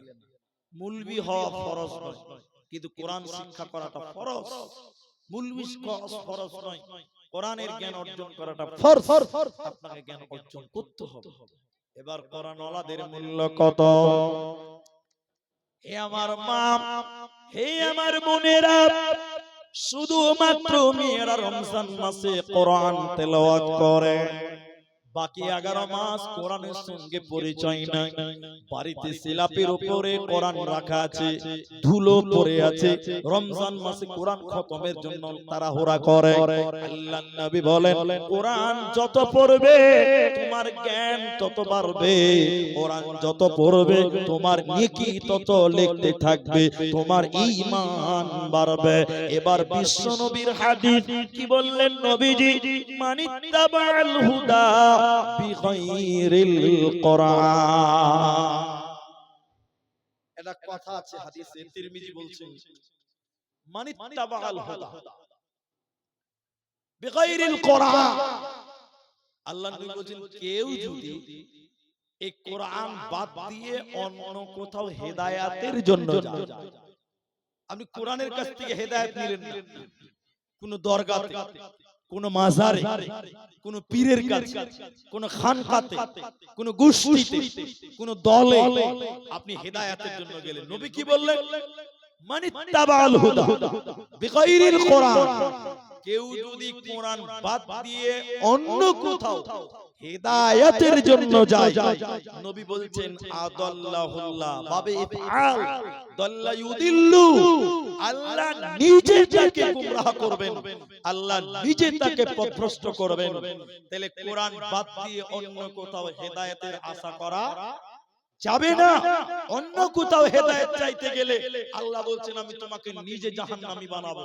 তাহলে হেদায়েত নিতে হবে কোরআন থেকে, হেদায়েত চাইতে হবে আল্লাহর কাছে, কারণ হেদায়েতের মালিক আল্লাহ। এবার কোরআন, আপনারা কোরআন, এখানে কোরআন আছে আরবিতে। অনেক মানুষ বলে কোরআনের নাম কোরআন শরীফ। তাফসীরের ভিতরে কোরআনের প্রায় 56টা নাম আছে, 56টা।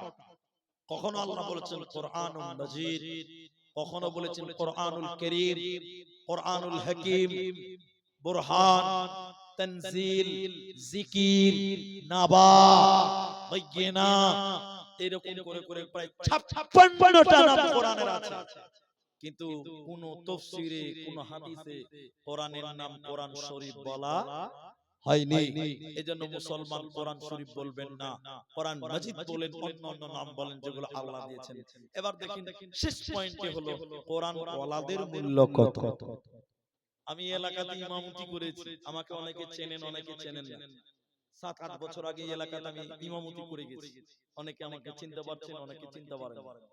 আপনারা এখন আপনাদেরকে জিজ্ঞাসা করছি, এখন বাজারে বলেন ইমাম সাহেব, আমি যাকে চিনি সে এখানে নাই, তো এখন ইমামদের বেতন এই এলাকাতে কত আছে? 10,000, 15,000? হ্যাঁ বলেন, ঠিক না বলছি? 15,000 আছে না নাই? 15,000 নয়, 10,000 আছে। আলহামদুলিল্লাহ, 10 আছে, 15 নয়। তো 15,000 অনেক জায়গাতে হয়ে গেছে, তো 10,000 আছে। এখন কিছু কিছু মানুষের মোমেন্ট এমন আছে, মুলবিরা কেন পয়সাওয়ালা হলো? মুলবিরা পরের বাড়ি খাবে, মুলবিদের বেতন 8,000 10,000 টাকা। কিন্তু ইসলামের ইতিহাস যদি দেখেন বা রাসূলের হাদিস যদি দেখেন, আপনি বুঝতে পারবেন। এখন আমি বলবো, এটা এই পৃথিবীতে সবচেয়ে ভালো মানুষ, দামি মানুষ বলেছেন কাদেরকে? যারা কোরআন জানে, কোরআন জানাওয়ালাদেরকে। বলুন সুবহানাল্লাহ। নবী কি বলেন? খায়রুকুম মান তাআল্লামাল কুরআনা ওয়া আল্লামাহু। যে হাদিস বর্ণনা করছেন তারা বাপ বেটা দুইজন ইমানদার। তিনি বললেন পৃথিবীতে সবচেয়ে ভালো মানুষ, দামি মানুষকে খায়রুকুম, খায়র শব্দ ব্যবহার করেছেন। তাআল্লামাল কুরআন, যে কোরআন শিক্ষা অর্জন করে, অর্থাৎ তালবিল ইলমেরা, ছাত্ররা, মক্তবের বাচ্চা, মাদ্রাসার বাচ্চা বাচ্চীরা। এরপর নবী বললেন যারা কোরআন শিক্ষা দেয়, অর্থাৎ মুলবি সাহেবেরা, যারা কোরআন শিখলো, যারা কোরআন শিখালো, ওই ইমামেরা, ওই মক্তবের মুলবিরা, মাদ্রাসার মুলবিরা, নবী বলেন আল্লাহর জমিনে তারা সবচাইতে ভালো, সবচাইতে দামি। আপনি কি দামি হতে চান? কোরআনের জন্য কি করতে হবে? এই ঘটনাটা আপনারা শুনেন। আপনি কোরআনের জন্য কি করবেন? হে মা, আপনার চোখে পানি চলে আসবে, আপনার কলিজা কেঁপে উঠবে, আপনার অন্তরটা নরম হবে। শুনলেন আল্লাহর নবী মক্কা ছেড়ে মদিনা গেলেন, হিজরত করলেন। মক্কাতে একটা ছেলে, ওর বাবা ছিল না, চাচার কাছে মানুষ হয়েছিল, চাচার কাছে লালন পালন হয়েছিল, লালিত পালিত হয়ে বড় হলো। চাচা ছিলেন বড় লোক, চাচার মালে ভাতিজাও বড় লোক ছিল।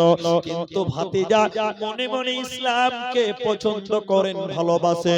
কিন্তু নবী যখন মদিনা চলে গেলেন, এই ছেলেটা আর থামতে পারল না, তার চাচার কাছে গিয়ে বলল, চাচা যান, আমি মদিনা চললাম, নবীজির কাছে চললাম, আমি নিয়ত করেছি ইসলাম কবুল করব, ঈমান আনবো, কোরআনকে মানব।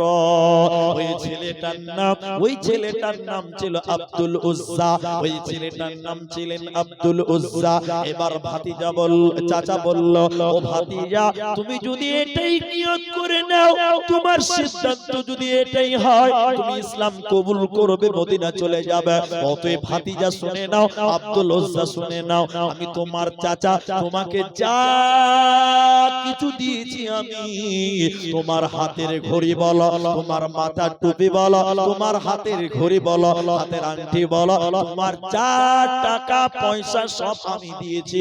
অতএব আমার মাল আমাকে ঘুরিয়ে দাও, আমার জিনিস আমাকে দিয়ে তারপরে মদিনা যেতে হবে। আমার জিনিস নিয়ে তুমি ইসলাম কবুল করতে পারো না। সব খুলে দিলেন। শেষের বেলায় চাচা বলল, ভাতিজা, রে আব্দুল উজ্জা, তোমার পরনে যে পায়জামা রয়েছে, তোমার পরনে যে প্যান্ট রয়েছে, লুঙ্গি রয়েছে, ওইটাও আমার টাকা, ওইটাও তোমাকে খুলে দিতে হবে, ওইটাও তোমাকে দিয়ে যেতে হবে। আমার কোনো টাকা, আমার কোনো মাল তোমাকে নিয়ে যেতে দিব না। আব্দুল উজ্জা যুবক হয়ে গেছে, এডাল হয়ে গেছে, লজ্জিত হয়ে গেলেন, ল্যাংটা হতে হবে। মনে মনে ভাবলেন, আল্লাহ তুমি পবিত্র, তাই তুমি বেঈমানের টাকা আমার শরীরে রাখবে না। আব্দুল উজ্জা যুবক ছেলে, ভাইরা, হে নওজওয়ানেরা, জিনির বন্ধুরা, দিনী বন্ধুরা, শোনো। আব্দুল উজ্জা নিজের শরীরের পায়জামা, নিজের শরীরের প্যান্ট, নিজের শরীরের পায়জামা খুলে দিল, ল্যাংটা হয়ে গেল, গেল, নাক লঙ্গা হয়ে গেল, বিবস্ত্র হয়ে গেল, এই ল্যাংটা হয়ে কাঁদতে কাঁদতে আব্দুল উজ্জা মায়ের সামনে দাঁড়ালো। মা যুবক ছেলেকে ল্যাংটা দেখে লজ্জিত হয়ে গেল, অপমানিত হয়ে গেল। মা বলছে, বেটা তোমার এই অবস্থা কি করে হলো বেটা, তুমি বলো। আব্দুল উজ্জা বলছে, মা আমি মদিনা চললাম, নবীর কাছে চললাম, এই কথা শুনে আমার চাচা আমার সব কিছু কেড়ে নিয়েছে, এমনকি আমার পরনের পায়জামাটাও খুলে রেখে দিয়েছে। আব্দুল উজ্জার মা একটা কম্বল নিল, কম্বলকে ফেড়ে দুই টুকরা করলো, এক টুকরা দিল পড়ার জন্য গামছার মতন, আর এক টুকরা দিল তাওয়ালের মতন শরীরে দেওয়ার জন্য। এই আব্দুল উজ্জা দুই টুকরা কম্বলকে পরিধান করে রাতের অন্ধকারে মক্কা ছেড়ে মদিনা চলে গেল। আজকে ইয়াসমুর আপনার মদনপুর এই যে মাদ্রাসা হয়েছে, বিশ্বনবী মদিনাতে মাদ্রাসা করেছিলেন, আসহাবে সুফফা সাহাবায়ে کرام সেই মাদ্রাসার ছাত্র ছিলেন। আব্দুল উজ্জা রাতের বেলায় ওই মাদ্রাসার বারান্দাতে কোন রকম বসে আছে কম্বল গায়ে দিয়ে। রাতের বেলায় নবীজি বের হয়েছে, বাবু তুমি কে? তুমি না আব্দুল উজ্জা? আব্দুল উজ্জা কাঁদতে লাগলেন, যুবক ছেলে, আরে তুমি কাঁদছো কি ব্যাপার, তোমার এই অবস্থা কেন? তুমি তো বড় লোক, তোমার চাচা তো বাদশা। এবার আব্দুল উজ্জা কাঁদতে কাঁদতে ঘটনা বললেন, নবী গো ইসলামের জন্য ঈমান আনবো, এই কথা চাচা শোনার সঙ্গে সঙ্গে চাচা আমাকে যা কিছু দিয়েছিল সব কিছু কেড়ে নিয়েছে নবী আমার, আমার পরনের জামাকেও কেড়ে নিয়েছে। নবী শুনলেন, আব্দুল উজ্জাকে বুকে জড়িয়ে নিয়ে বললেন, রে আব্দুল উজ্জা আজ থেকে তোমার নাম আব্দুল উজ্জা নয়, আজ থেকে তোমার নাম আব্দুল্লাহ। গরিব হয়ে গেছে, আর বড় লোক মসজিদে থাকে, মসজিদে থাকে, কেউ কিছু দিলে খায়, না দিলে খেতে পায় না, বড় লোক ছিল, গরিব হয়ে গেছে। এমন সময় মুতার পন্থে লড়াই হবে, যুদ্ধে যেতে হবে, কোরআনের জন্য লড়াই হবে, জিহাদ হবে। নবীজি বললেন, ও মদিনার লোকেরা, তোমাদের যার কাছে যে মাল আছে, টাকা আছে, মসজিদে নিয়ে জমা করে দাও। সবাই দান করছেন, সবাই, কিন্তু ওই যে আব্দুল্লাহ মানে আব্দুল উজ্জা মসজিদে বসে আছে, দান করতে পারবে? একবার উঠছে বসছে, উঠছে বসছে, ওর মনে শান্তি নাই। আরে সবাই দান করলো, আমি দান করতে পারছি না, ওর মনে শান্তি নাই। কি দিবে? যদি পরনেরটা খুলে দেয় তো পাঁচা উদাম, যদি শরীরেরটা দিয়ে দেয় শরীর উদাম হয়ে যাবে, কি দিবে? কিন্তু থাকতে পারছে না, দান করে অভ্যাস। বড় লোক ছিল, গরিব হয়ে গেছে।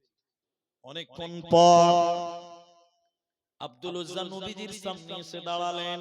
আমার দিকে দেখুন, নবীজি এরকম দেখলেন, দেখে বলছে, আব্দুল্লাহ, আব্দুল উজ্জা তুমি এখানে কেন?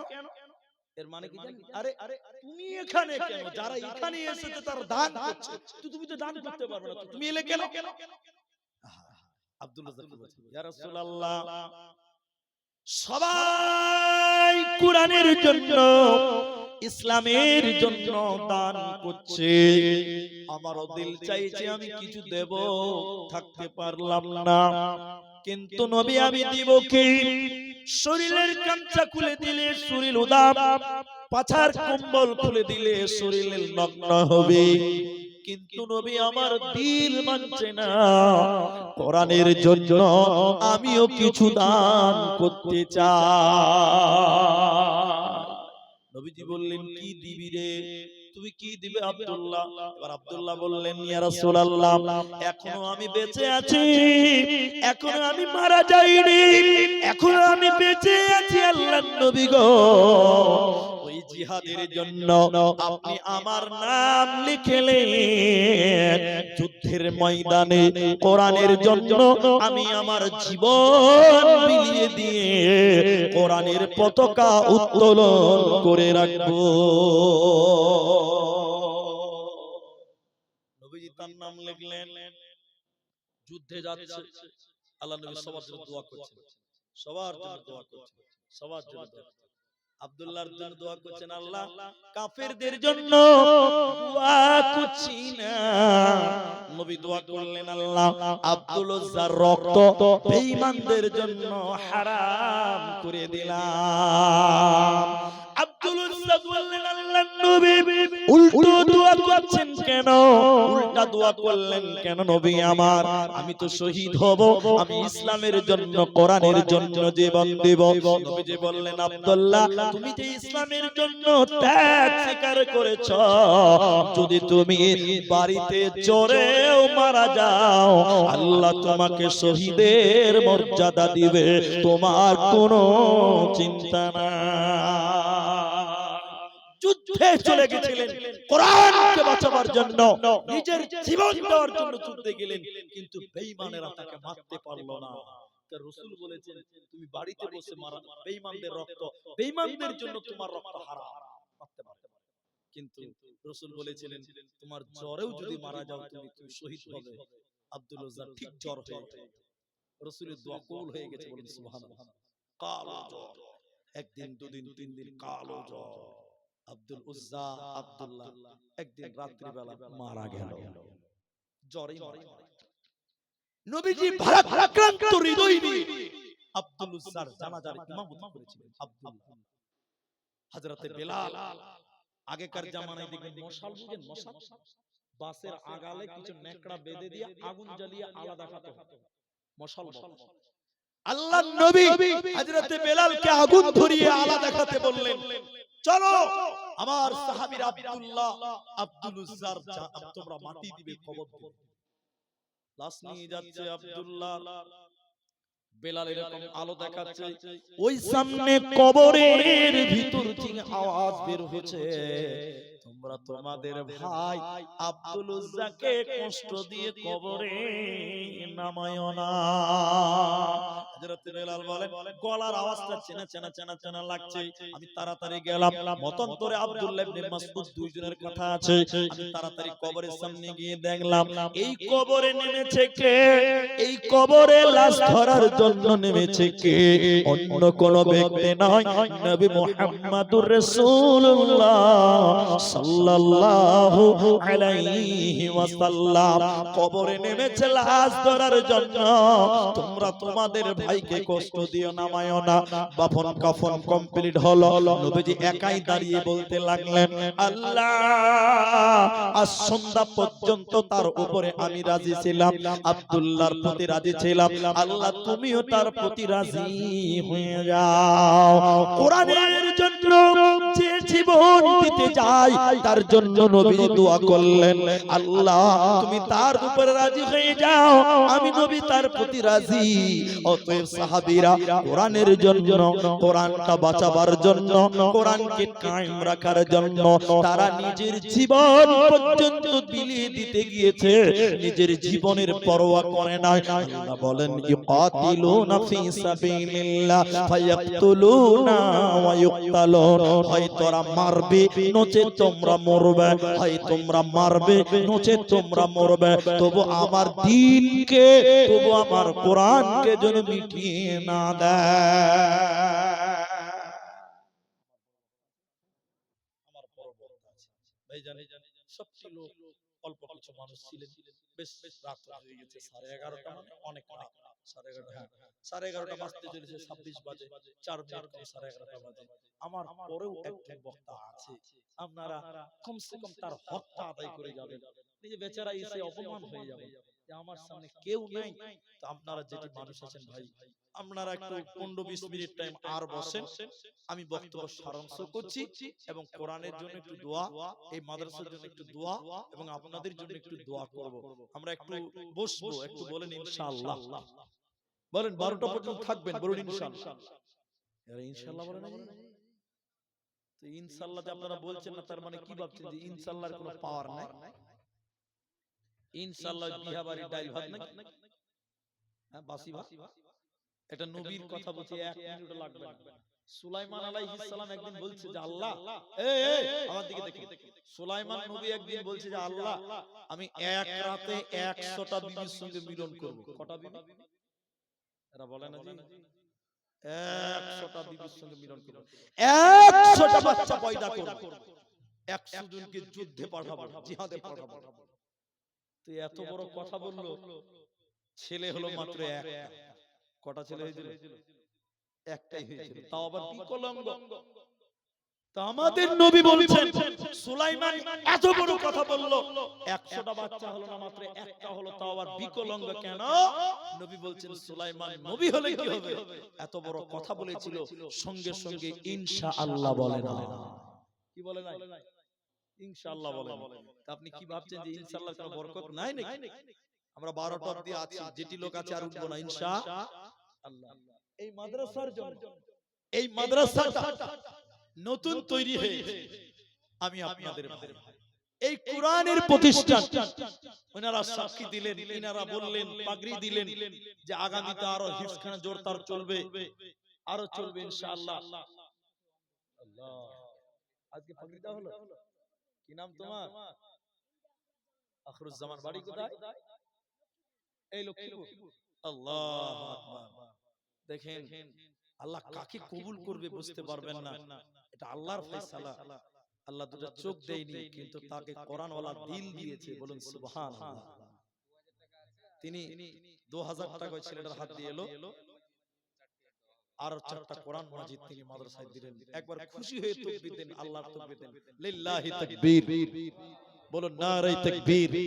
আল্লাহ এই ছেলেটাকে তুমি বড় আলেম হিসেবে কবুল করে নাও, বলুন আল্লাহুম্মা আমিন। আল্লাহ তুমি তাকে জ্ঞান বিচক্ষণতা আরো বাড়িয়ে দাও, আরেকবার বলুন আল্লাহুম্মা আমিন। আল্লাহ জাতির খিদমত করার তৌফিক দান করো, বলুন আল্লাহুম্মা আমিন। দ্বীনের একজন খাদেম, কোরআনের একজন খাদেম হিসেবে তুমি কবুল করো, আরেকবার বলুন আল্লাহুম্মা আমিন। তিনি 2000 টাকা এবং 4টা কোরআন মাজিদ দিলেন।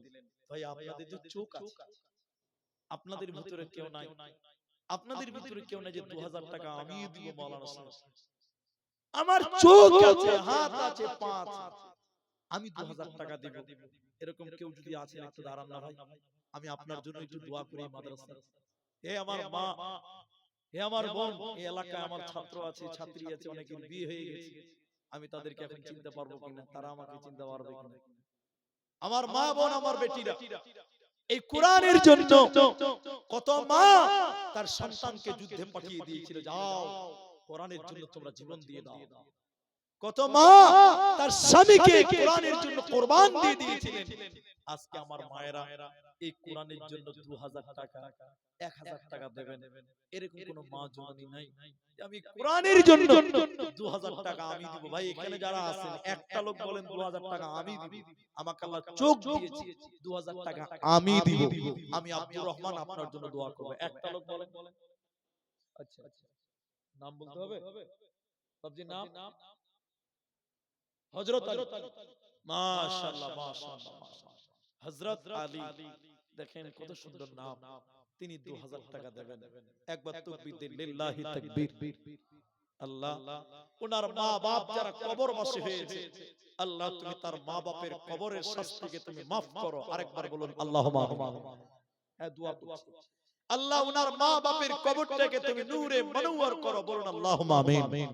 একটু আমিন বলেন। আল্লাহ 2000 টাকার বদলে আল্লাহ এই মুরব্বি বাপজি, আল্লাহ তুমি তার রুজি রুটিতে বরকত দান করো, বলুন আরেকবার আল্লাহুম্মা আমিন। তিনি বয়স্ক মানুষ দিন 2000, এই অন্ধ হাফেজ সাহেব দিলেন 2000।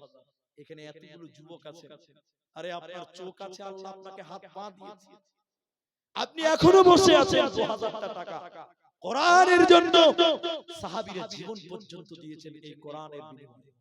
আপনি 2000 টাকা দেবেন, এরকম লোক আপনাদের সামনে দিকে কেউ নাই গো, যে আমি মিস্ত্রি, আমি লেবার, আমি 2000 টাকা কোরআনকে দিলাম।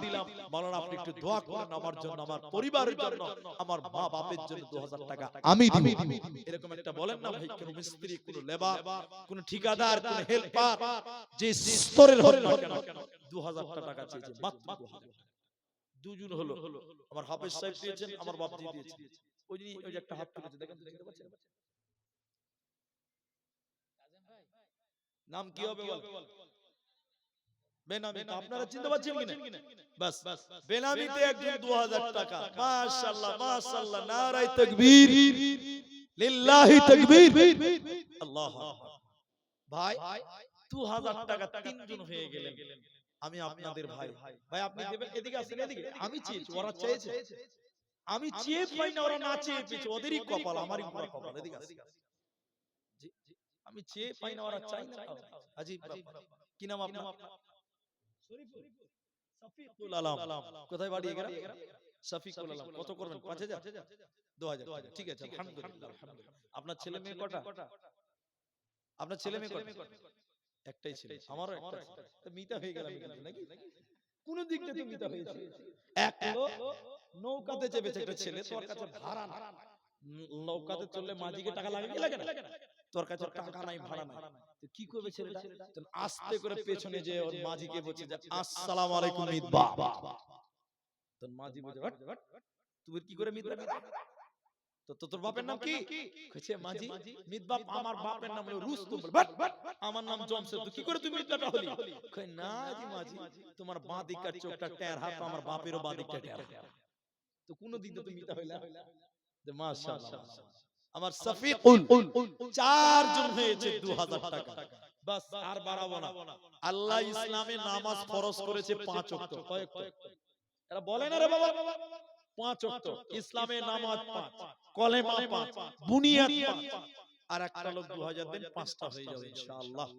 আর একটা লোক বলে 5 ওয়াক্ত নামাজ পড়তে হবে। যে আমি 2000 টাকা দেব, এরকম একটা লোক। এই মাদ্রাসা গরীব মাদ্রাসা। আপনার এই মাদ্রাসার জন্য 2000 টাকা আর একটা লোক মাত্র 5 নাম্বার। আমার মায়েরা পশ্চিম বাংলায় প্রতিটা জেলাতে মেয়েরা সোনা গয়না দান করে। কেউ গলার দেয়, কেউ হাতের দেয়, কেউ নাকের দেয়, কেউ আংটি দেয়, কেউ পায়ের দেয়।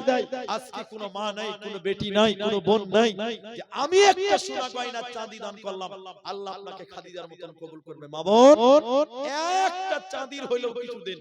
আর আপনাদের এর একটা লোক 2000 টাকা। ভাই আর একটা লোক হাত তুলবেন না গো? 5 ওয়াক্ত পূর্ণ করব। ফজর, যোহর, আসর, মাগরিব, এশা। তো মাগরিব পর্যন্ত হয়ে গেছে, এশাটা বাকি আছে। আর একটা লোক 2000 টাকা। ভাই জলদি বলেন, জলদি জলদি। পোহবাল হাওয়া পশ্চিমে চল, কাবার পথে বইয়া যাও রে যাও, এই গরিবের সালাম টুকু লইয়া। পোহবাল হাওয়া পশ্চিমে চল, কাবার পথে বইয়া। ভাই নাই গো, নাই। আর 2000 এক 5 ওয়াক্তটা পূর্ণ করে, চায়ের কি হয়ে গেছে গো? 5 ওয়াক্তটা পূর্ণ করবেন আর একটা। এখানে অনেক দান আছে, এগুলো বলতে গেলে এগুলো আব্দুল্লাহ আওয়ালকে লাগে, ওকে আবার নিয়ে আসেন যান। অনেক দান দিয়েছে। বেনামি 600, রিজওয়ান 500, বেনামি 300, কেউ 100, নাম টাম নাই। মদনা থেকে অনেক দান আছে। আমি সবার জন্য দোয়া করব ভাই। অনেকে মনে করে যে মাইকে নাম না বললে মনে হয় আল্লাহ শুনতে পাবে। এটা তো ভুল ধারণা। আল্লাহ সব দেখতে পায়, সব। আল্লাহ ঘুমায় না। আল্লাহ ঘুমায় জি? ঘুমায়। তো ভাই আর একটা 2000 টাকা চাইলাম গো। একটা দিলেও আল্লাহ কেউ নাই যে আমি আমার মায়ের জন্য দিলাম 2000 টাকা। ওই হয়ে গেছে মনে হয়। আসেন তো দেখি ভাই। আল্লাহ, আসেন আসেন জলদি করে। এটা আবার কার নাম হবে? পলাশ। পলাশ ভাই এখানে আছে না? পলাশ এখানে নাই, বাইরে আছে। আল্লাহু আকবার। পলাশ নামে 2000 টাকা 5 ওয়াক্ত পূর্ণ হলো। লিল্লাহি তাকবীর। সবাই বলুন একবার নারায়ে তাকবীর। আল্লাহু আকবার। এক এক করে 5 জন 2000 টাকা হলো। আলহামদুলিল্লাহ। আমি চলে যাব ভাই। আমার মারুতি এখানে দাঁড়িয়ে আছে, নামলেই পালাম। আমাদের প্রতিদিন যাত্রা হয়। আমি আজকে এসেছি বোলপুর শান্তিনিকেতন থেকে গাড়ি নিয়ে এসেছি। আমি আবার এখান থেকে চলে যাব দক্ষিণ দিনাজপুর। আমি কুসুমুন্ডি মহিপাল গ্রামের নাম মনে নাই, ওখানে জলসা আছে। আমি আপনাদের চলে যাওয়ার মোমেন্টে বলি ভাই, 5টা লোক 2000 দিলেন, আর 5টা লোক 1000 টাকা করে দেন না ভাই। 1000 টাকা করে আমি দিলাম এই কোরআনের ভালোবাসায়। অনলি 1000 টাকা, 1000। 1000 টাকা দিবেন। একটা লোক শুরু করেন যে মাওলানা আব্দুর রহমান আমি 1000 টাকা দিব মাদ্রাসার জন্য, আপনি আমার জন্য দোয়া করেন। আমি দোয়া করে নামবো, আল্লাহ আপনার রুজি রুটি কামায়ে আল্লাহ বরকত দিবেন, বরকতের মালিক আল্লাহ। একটা লোক চট করে হাত তুলেন তো ভাই, যে 1000 টাকা আমি দিব ভাই, আমি একটু দোয়া চাই আপনার কাছে। 1000 টাকা, 1000 টাকা পেছনে দিবেন। আলমগীর, আলমগীর ভাই 1000 টাকা হলো, আর মাত্র 4টা। আচ্ছা মেয়েদের দিকে পাঠান না গো, এই তালবিলিরা কোথায়, মেয়েদের দিকে যাও। আর মায়েরাও দিবে গো, কেউ না কেউ দিবেই তো। মায়েরা খাদিজার মতন অনেক মা আছে দেবে। একটা লোক দিলেন 1000 টাকা আলমগীর, আর কেউ দিবেন না 1000? 1000 টাকা দেন, 5টা লোক, একজন হলো, 4টা আছে। অনেক মানুষ ভাবছেন যে দিলাম তো আবার কত দেয়। ভাই এটা কোরআনের জন্য চেয়েছি, এটা আমার ব্যক্তিগত জন্য। একটা 1000 টাকা ভারী হয়ে যাচ্ছে আপনাদের। আল্লাহ কি বলবেন যে কোরআনের জন্য 1000 টাকা চেয়েছিল, আর মুর্শিদাবাদের লোক দান করে, এটা আমার বিশ্বাস। যে লোক চকলেট বিক্রি করে খায় সেও কোরআনের জন্য 2000 টাকা দেয়, এটা আমি জানি। আমার মুর্শিদাবাদ কোনে কোনে কোনে কোনে যাওয়া আছে, দেখেছি মাদ্রাসাগুলো দেখেছি। ভাই আমার 1000 টাকা আল্লাহর রাস্তায় দেন, আল্লাহ আপনাদের ভালো রাখবেন। স্রষ্টা তুমি, শ্রেষ্ঠ শিল্পী, স্রষ্টা তুমি, শ্রেষ্ঠ শিল্পী, সবই তোমার দান। আমি বড় দয়ার কাঙ্গাল, গাহি তোমার গান। মাশাআল্লাহ, বেনামিতে 1000 টাকা, দুইজন হলো আর 3টা লোক, আর 3জন লোক দেন 1000 টাকা, 5জন হবে। আমার মা বোন, আপনাদের কোন দান আমার কাছে এখনো অবধি আসেনি। স্রষ্টা তুমি, শ্রেষ্ঠ শিল্পী, সবই তোমার দান। আমি বড় দয়ার কাঙ্গাল, গাহি তোমার গান। শিল্পী তুমি লুকিয়ে থাকো শিল্পীর আড়ালে, সবখানে পাই তোমার দয়া, দুই হাত বাড়ালে। সকাল সন্ধ্যা শুভ শানে, হার কদমে তোমার টলির টান। আমি বড় দয়ার কাঙ্গাল, গাহি তোমার গান। স্রষ্টা তুমি, শ্রেষ্ঠ শিল্পী, সবই তোমার দান। আমি বড় দয়ার কাঙ্গাল, গাহি তোমার গান। আমি বড় দয়ার কাঙ্গাল, গাহি তোমার গান। খাদিজা নামে 500 টাকা। মাশাআল্লাহ, নানি এবং দাদির জন্য। আল্লাহুম্মা গফির লাহু ওয়ারহামহু, আল্লাহুম্মা গফির লিহাইয়িনা ওয়া মাইয়িতিনা, আমিন আমিন আমিন। ভাই গো, আর 3টা লোককে, 3জন হলো তো নাকি, দুজন হয়েছে, 1000, দুজন হয়েছে। জি একটু বলছি, আপনারা অনেক মানুষ ধৈর্য ধরছেন যে প্রধান বক্তা আসবে, এই যে প্রধান বক্তা মনে হয় আনতে চলে গেল, তো বেশি টাইম নাই, নেমে যাব ভাই। একটা করে 1000 টাকা চাইলাম, তাও যদি না পারেন, আমি আপনাদের কি আর কি বলবো, কোরআনের ভালোবাসা চেয়েছিলাম। শেষের বেলায় আমার এই আবদারটা রাখবেন বলে আমি আশা করি। একটু মুখ খুলেন তো ভাই, এই কোরআনের চেয়ে দামি জিনিস আর কিছু আছে? এটা বলেন না গো। এই কোরআন যদি আপনি কিনতে যান দোকানে, তো 500 টাকা নেবে, 500 টাকা। একটা করে কোরআনের দাম দেন না 500 টাকা, যে মাওলানা এটা কোরআনের দাম আমি মাদ্রাসায় দিয়ে দিলাম, জান এর চেয়ে দামি জিনিস কিছু নাই, একটা কোরআন দিলাম আমি 500 টাকা। কোরআন, একটা কোরআন দেবেন 500 টাকা, কোরআনের বিনিময়ে 500 টাকা। আল্লাহর বান্দা যারা আছেন, একটা কোরআনের দাম, আল্লাহর বান্দা যারা আছেন, আল্লাহ বেনামি 500 টাকাই মনে হয় কোরআনের দাম একটা পেলে। এটা কোরআনের দাম দিতে পারবেন না ভাই, যে আমি এটা 500 টাকা দিলাম একটা পেলাম, আর 4টা কোরআন দেন যে আমি দিব। যদি এখন টাকা না থাকে তো অনলাইনে দেন, এখন ফকিরেরা অনলাইন ব্যবহার করে, আর এত মাদ্রাসা জি 500 টাকা দিবেন, এখন না থাকলে ফোন পে দেন, ফোন পে, আর না থাকলে পরে দিবেন, লিখিয়ে দেন যে আমি একটা কোরআনের দাম দিব, 5টা নেব, 5টা একটা পেলাম। কোরআন মাজিদ মাত্র 500 টাকা। মা জননী, আপনারাও দিতে পারেন 500 টাকা, আমি আপনাদের জন্য দোয়া করব। একটা কোরআন দাও দাও বাবা, মাশাআল্লাহ মাশাআল্লাহ। দেখেন কি নাম ছেলে নাকি, কি নাম? মেহবুব হাসান, এই মাদ্রাসার ছাত্র।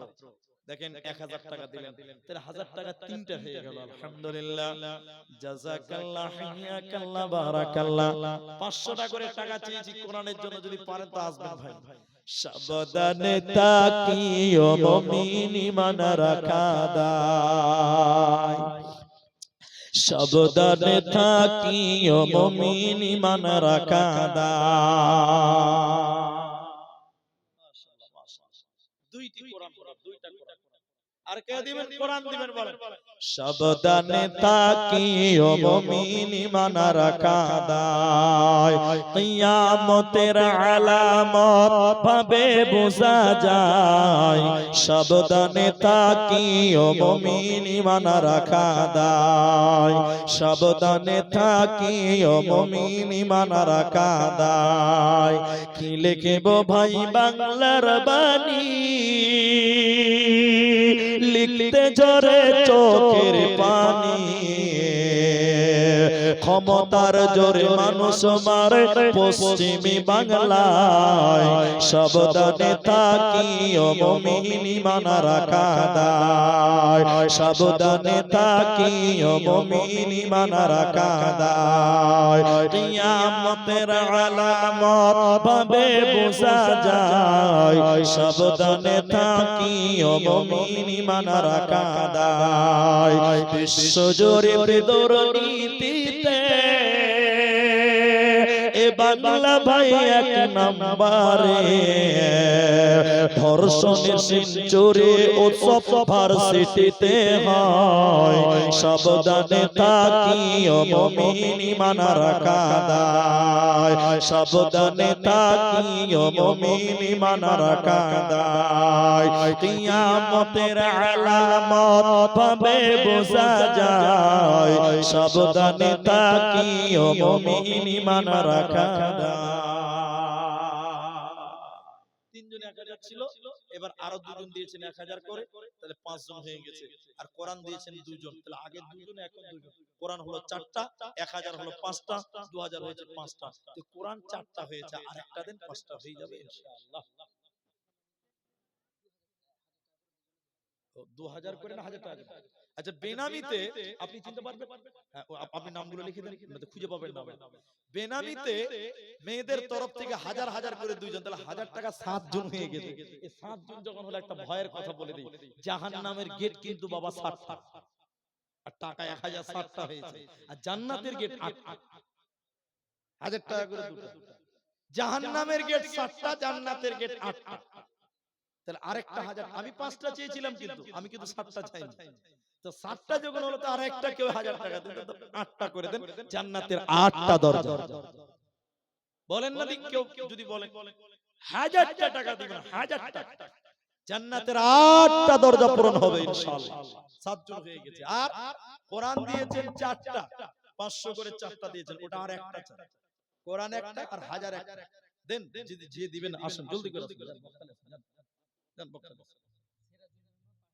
সিরাজুল মেম্বার এখানে আছে, মেম্বার সাহেব চলে গেছে। রানিং মেম্বার নাকি? রানিং মেম্বার টিএমসি না কংগ্রেস? মমতা। আচ্ছা, মমতা তো রানিং মেম্বার, মানে কামায় আছে, বুঝতে পারা যাচ্ছে। সিরাজুল ভাই মেম্বারশিপ, তিনি রানিং, তিনি 5000 টাকা। আল্লাহ তুমি তাকে সঠিকভাবে এলাকা পরিচালনা করার তৌফিক দান করুক, বলুন আল্লাহুম্মা আমিন। আল্লাহ তুমি তার রুজি রুটিতে বরকত দাও, ঈমান আমলে বরকত দাও, বলুন আমিন। তাহলে 5000 এটা কি দিন? বেনামিতে 1000, 8 জন হলো, নারায়ে তাকবীর। বাস 8 জন হয়ে গেছে, 500 টাকা একটা দরকার, 500 টাকা 5 জন। আচ্ছা, মায়েদের তরফ থেকে বেনামিতে আবার 500 টাকা। তো মেয়ের একটা সোনার কেউ নাকের একটা ফুল দিল না গো, এটা নাক মাঝে কেউ দিল না। আল্লাহ, একটা নাকের যদি কেউ দিত না, সোনা না দিলে চাঁদি যদি দিত, তাও বলতাম যে গিয়াসপুর, মদনপুর এসব এলাকার মেয়েরা সুন্নতি দান করেছে, নবীর যুগের বেটিরা মায়েরা সোনা দানা দান করত। আজকে কোনো মা নাই গো, যদি থাকেন তো দেন না। তাহলে 5টা কোরআন হয়ে গেছে, 1008 জন, 2005 জন, 5001 জন। আলহামদুলিল্লাহ, সুম্মা আলহামদুলিল্লাহ। আজ যদি কেউ পারে চলে যাওয়ার মোমেন্টে বিদায়ের বেলা যদি আর কেউ পারে আপনারা জলদি করে আসেন, আর সময় নেই। আল্লাহ রাস্তায় দিলে আল্লাহ আপনাদের ভালো রাখবেন, সুস্থ রাখবেন। কাল কিয়ামতের দিন আল্লাহ ডান হাতে আমল দিবেন, আল্লাহ তাবারক ওয়া তাআলা আপনাকে জান্নাতি বলে কবুল করবেন। তাই আর দেরি নয়, যারা দেবেন ঘড়ির কাঁটায় 12:15 পার হয়ে গেছে। দেখতে দেখতে দেখতে দেখতে অনেক রাত। আবার শুনছি যে আমার পরে একজন বক্তা আপনাদের সামনে কিছু বলবেন, কিছু বক্তব্য রাখবেন, প্রধান বক্তা। বলে দিচ্ছি, তিনি আমার পরে পরে হয়তো আসবেন, শেখ ওবাইদুল্লাহ রায়হান বুখারী হাফিজাহুল্লাহ, তিনি আমার পরে আসবেন।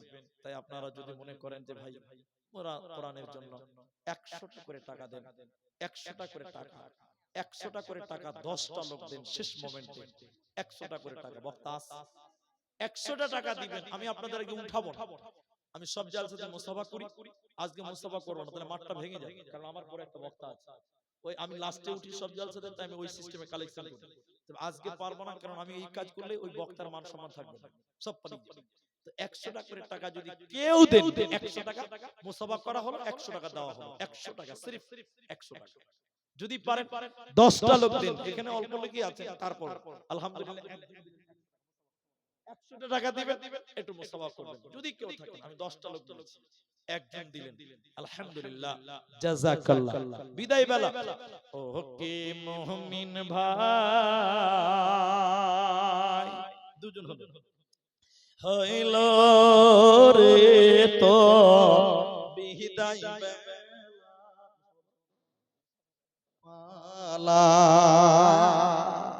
ছোট ছেলে ও কি, তিনজন হলো ভাই, তিনজন। ও কি মুমিন ভাই তো ভবের বেলার পালা, ডাকছে রে তোর কেওয়ার মাঝি, ওমর মাঝি নবী কামলেওয়ালা রে। ও কি মুমিন ভাই হইল রে তোর ভবের বেলা, একাই, মাশাআল্লাহ মাশাআল্লাহ।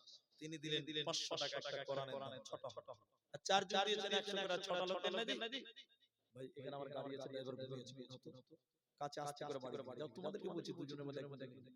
এখানে ড্রাইভার ঘুমিয়েছে গাড়িতে, কাছে হালকা করে খাপতে উঠে যাও, বলেন বলেন। মা বাপকে তুই বাসরে ভালো, আল্লাহ তোরে বাসবেন ভালো, যেদিন হইবে রে তোর ভবের বেলা রে। 9 জন 1000 হলো, তার আরেকটা দেন না জি, 10টা আশারাই মুবাশশার, বলেন না জি 10টা হতে। আল্লাহর নবী 10 জন লোকের নাম ধরে বলেছিলেন এরা জান্নাতি, আবু বকর, ওমর, উসমান, আলী, এরা জান্নাতি। 9টা হয়েছে, কে দিবে? কি নাম? নাম মুতাহার। আপনি আজ রাগ করে দেন না জি ভাই, আরেকটা দিলে 10টা হয়ে যাবে, রাগ করে দেন জি। আসে ওকে হয়ে যায় 1000 টাকা, নারায়ে তাকবীর, 10 জন হয়ে গেছে, মাশাআল্লাহ আলহামদুলিল্লাহ। কোরআন দেখেন 7টা হয়ে গেছে, তাহলে কোরআন আরেকটা লাগবে, জাহান্নামের গেট 7টা, বলেন মাবুদ পেলা পেলা আছে, হ্যাঁ মাশাআল্লাহ মাশাআল্লাহ, আসেন আসেন, আলহামদুলিল্লাহ। তাহলে 100 টাকা দিয়ে কজন হলো? 5 জন হলো, 4 জন ছিল, 5 জন হলো। আর 5টা লোক বলেন, 100 টাকা করে টাকা চেয়েছিলাম 10টা লোককে, 5 জন দিয়েছেন। কোরআন চেয়েছিলাম 5টা, 60টা দিয়েছেন। 1000 টাকা 9 জন দিয়েছেন, আলহামদুলিল্লাহ। আর 10 জন হয়ে গেছে, 1000 টাকা 10 জন হয়ে গেছে, আলহামদুলিল্লাহ। লাস্টে মুতাহার হলো নাকি? মুতাহার 1000 টাকা 10 নাম্বার, মাশাআল্লাহ, জাযাকাল্লাহ, বারাকাল্লাহ। 100 টাকা করে টাকা মা বোন আপনারাও দিতে পারতেন, 10টা হয়ে যেত। আমার স্বভাবদারি রেখেছেন 1000 টাকা, 2000 টাকা, 5000 টাকা, আপনার 1000 টাকা, 500 টাকা, শুধু 100 টাকাটা বাকি থাকে। দেখি যদি আর কেউ পারেন, জলদি যদি পারেন, আলহামদুলিল্লাহ। মেয়েদের তরফে দেখেন 200 টাকা দিয়েছে, তাহলে 7টা হলো, আর 3টা লোক 100 টাকা